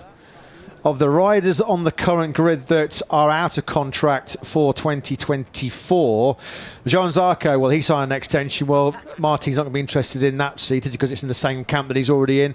There's a lot of question marks, a lot of deliberation about Frankie Morbidelli needing a big year. And, of course, with already Martin's name mentioned with Yamaha, that will be one to keep a very close eye on as well. Brad Binder, I believe, is in the last year of his 3-year contract with KTM. And you know, if KTM don't put a motorcycle underneath him that can see him fight for the top 3, which he so desperately desires every weekend, then Binder's patience, I'm sure, will have a breaking point at some point. So there are some big hitters in this MotoGP grid. Predominantly, they are all on contracts for 2024 and beyond. But there will be some pretty priced seats up for grabs still next year.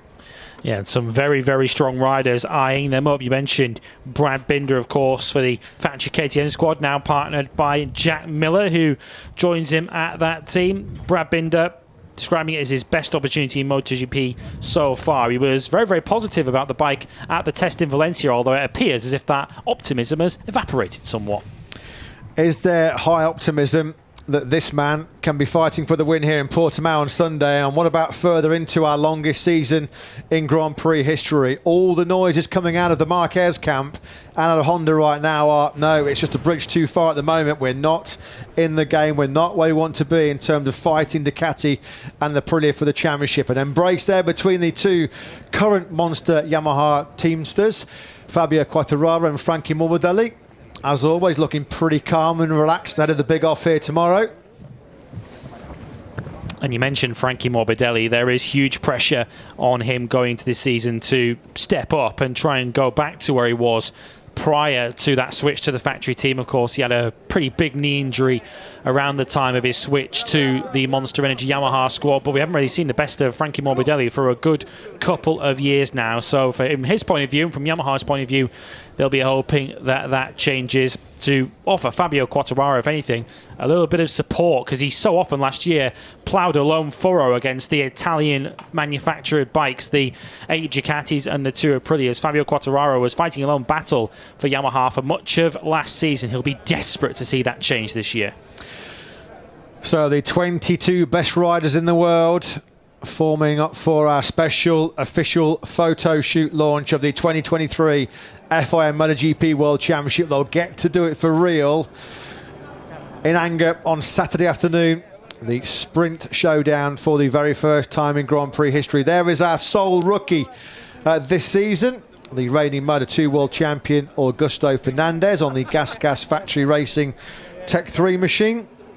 Rounded off his Moto2 career in some style in Valencia, didn't he? On the podium behind race winner Pedro Acosta, and with Ayagura crashing out of that final Grand Prix, it meant that Augusto Fernandez had the honour of being the 6th Spanish rider to lift the Moto2 title, joining a club including Tony Elias, the Marquez brothers, Paul Espargaro and Tito Rabat. Has there ever been a tougher time to join the MotoGP class as a rookie, particularly as the sole rookie, with the level being so high nowadays? As mentioned earlier on, everybody that you see before you on this grid is a Grand Prix winner. Many of them are world champions. 13 of the riders on this grid have a world championship to their name. 24 titles in total before you on this MotoGP grid. So the learning curve ahead of Augusto Fernandez is practically vertical, and it'll be interesting to see how his MotoGP adventure progresses as the season unfolds. Yeah, Wilco Zeelenberg said, didn't he, there's probably 15 riders that you could name that could win this Grand Prix. There's Davide Tardozzi, the Ducati team boss,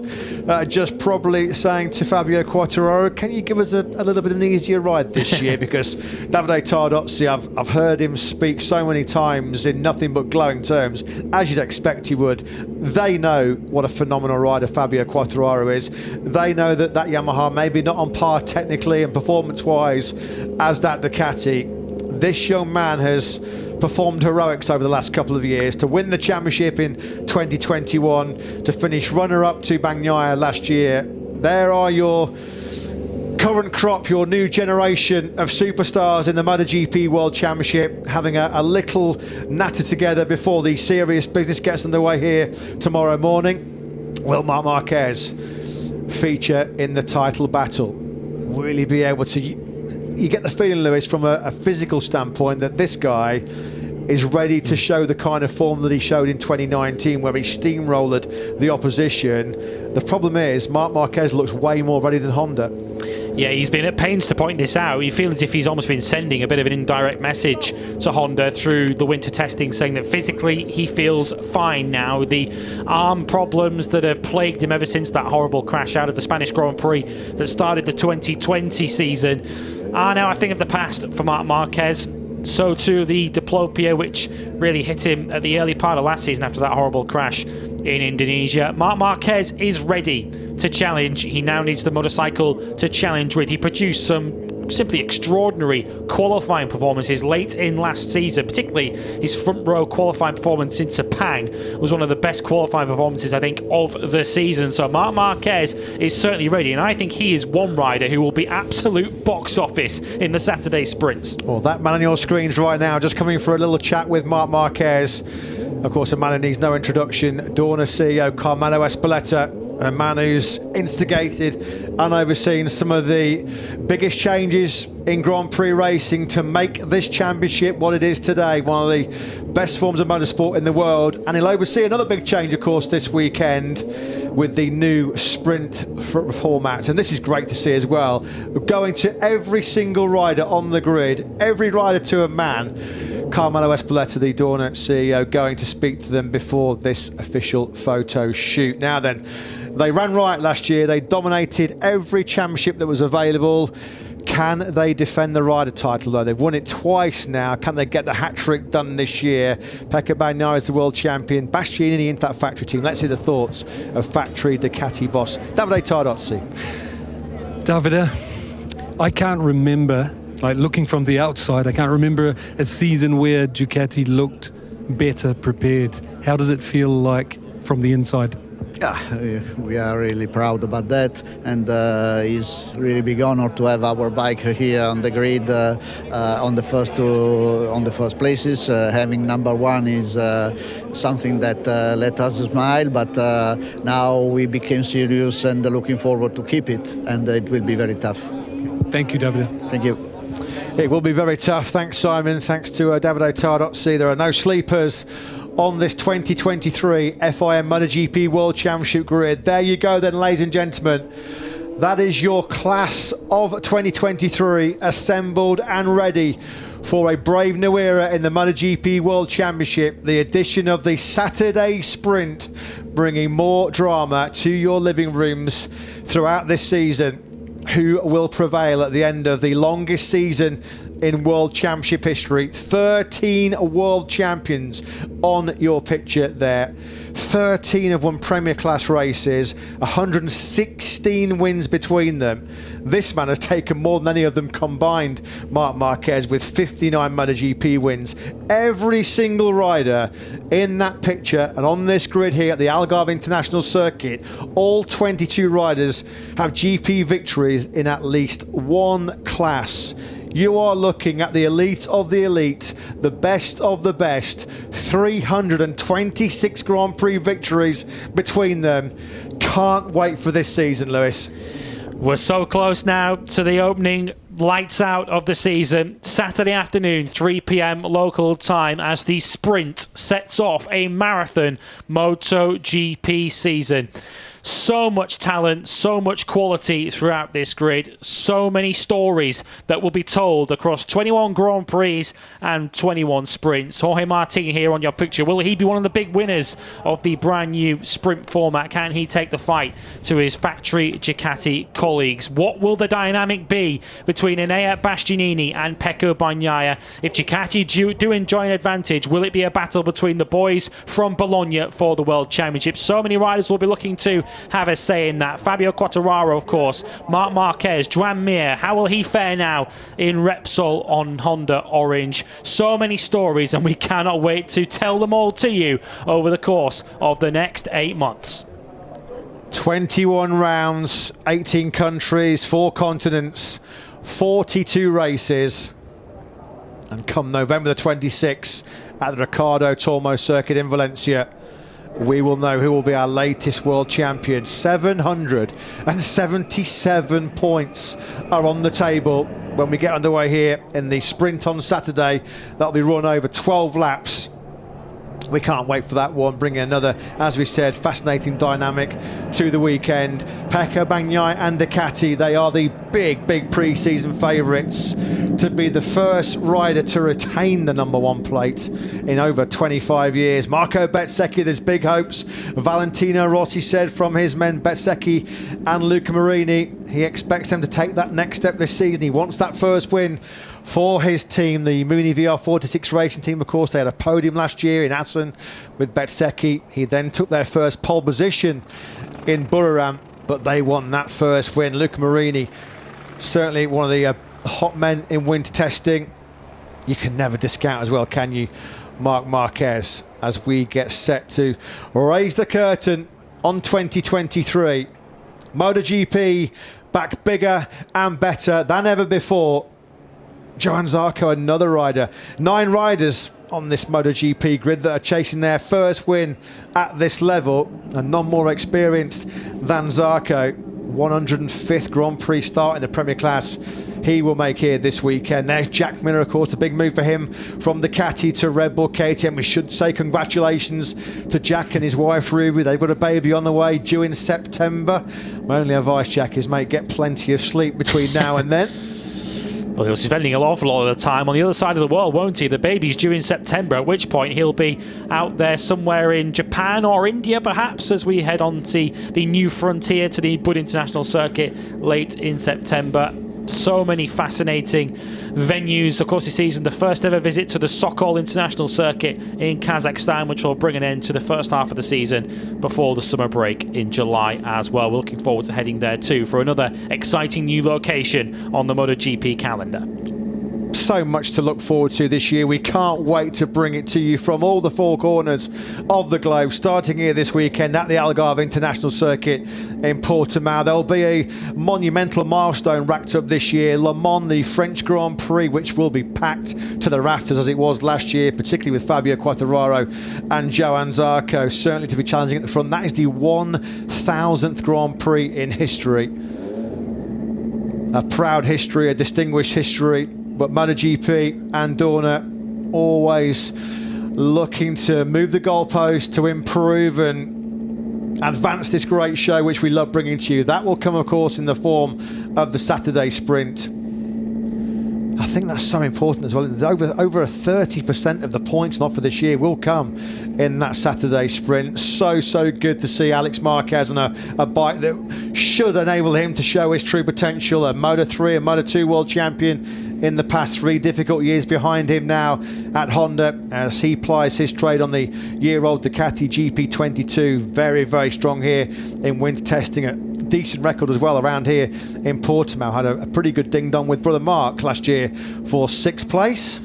What the Saturday Sprint is going to introduce to Grand Prix weekends is a real necessity to be fast right out of the box this year. There is no time to ease your way into a Grand Prix weekend anymore. As mentioned earlier on, by the end of Friday free practice, the top 10 places for qualifying 2 will be locked off. So if you have a poor Friday now, it can impact you all the way into the Grand Prix weekend when the points are handed out. The 12 points for the Sprint winner and 25 for the Grand Prix winner on the Sunday. So those who can adapt, those who can just wheel the bike out of the garage first thing on a Friday morning and immediately pump in the fast lap times, it is going to be so important to be fast quickly from the get-go in 2023. Well, he's the fastest rider in the world right now, Pecco Bagnaia, and he's now the fastest cameraman in the world as well. As he grabs the GoPro and takes the picture, well, that will be on the websites, on the newspapers tomorrow of our 2023 FIM MotoGP World Championship grid. He is the man to beat, the man who with 7 wins and 10 podiums last year ended such a long, barren run for the factory Ducati team. He will know, though, it's one thing to win a world title, it's another thing to then go on and defend it, and then to prove true greatness, as he said he wants to do, of course. He's not here just for one world title, he's here to put Ducati on top for many years to come. So there you have it, ladies and gentlemen. There is your 2023 official photo shoot. There's Joan Mir, of course, the 2020 world champion. Very much Valentino Rossi-esque in that livery with the Dayglow yellow. I've got to say, out of all the liveries on show this year, I'm a big fan of Mir's. Yeah, we did have to do a little bit of a double take in the MotoGP social media department when we first saw that Repsol Honda unveiled for 2023. I have to say, also big fan of the new gas colours for the Tech 3 squad this season. Those are perhaps the 4 elite, your last 4 world champions in MotoGP. Pecco Bagnaia in 2022, succeeding Fabio Quartararo. Joan Mir, of course, the 2020 world champion. Joan Mir and Marc Marquez, who spent a lot of the previous decade dominating this sport. He desperately wants to return to the summit of MotoGP. Those 3 riders that he stands alongside are surely going to be 3 of his key obstacles as Marc Marquez looks to complete the comeback from arm surgery to the very top of MotoGP as he shares a word with Fabio Quartararo. They are truly the elite of the elite. Yeah, Honda still smarting from last year, the only manufacturer on the MotoGP grid in 2022 that ended the season without a victory. Marc Marquez will be looking to try and set that record straight so far this year. Everybody's down there trying to get selfies with their heroes.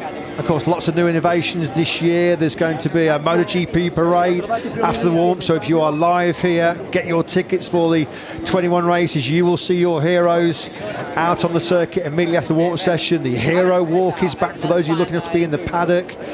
So there's going to be a lot more access to your superheroes in 2023, as well as the Italian riders get set to do an Italian job in 2023. There is Luca Marini on the left-hand side now. He just looks so happy, so comfortable, so confident on that GP22, which he did race last year. I think he's the only Ducati rider actually out of all 8 that have not had a change of machinery for this season. He hasn't let that, though, deter him, has he, Luca Marini? He's on a proven race green package, and he knows now it's time to take that next step. There are your VR46 Academy Quartet. They didn't just push Fabio Di Giannantonio out of the way there for nothing. These are the Rossi riders, of course. A fair few Grand Prix victories and World Championships between that quartet.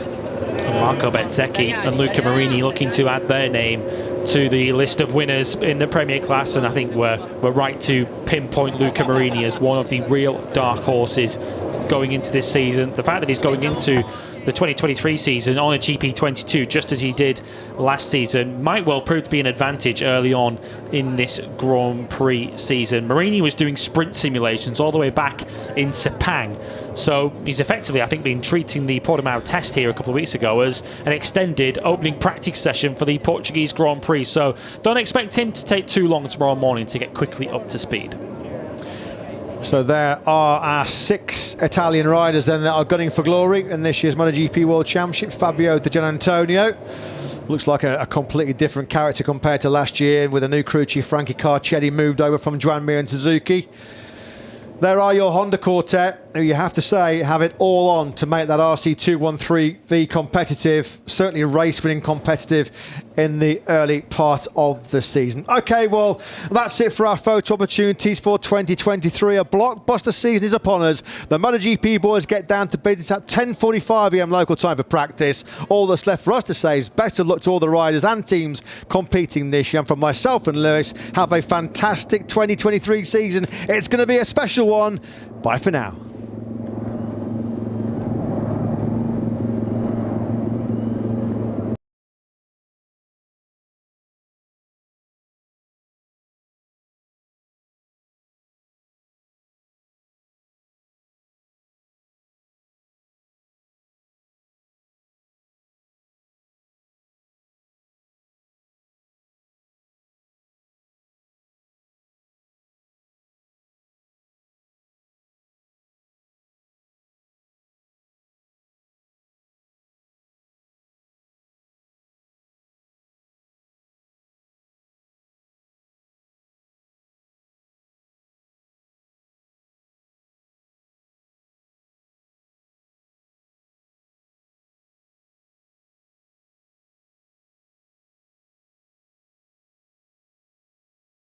Special podcast. Fran Wild, as ever, hosting it alongside MotoGP's Chief Sporting Officer, Carlos Espeleta. Yes, Simon? And before you go over there, I just wanted to throw in this, I hope you don't mind. Go ahead.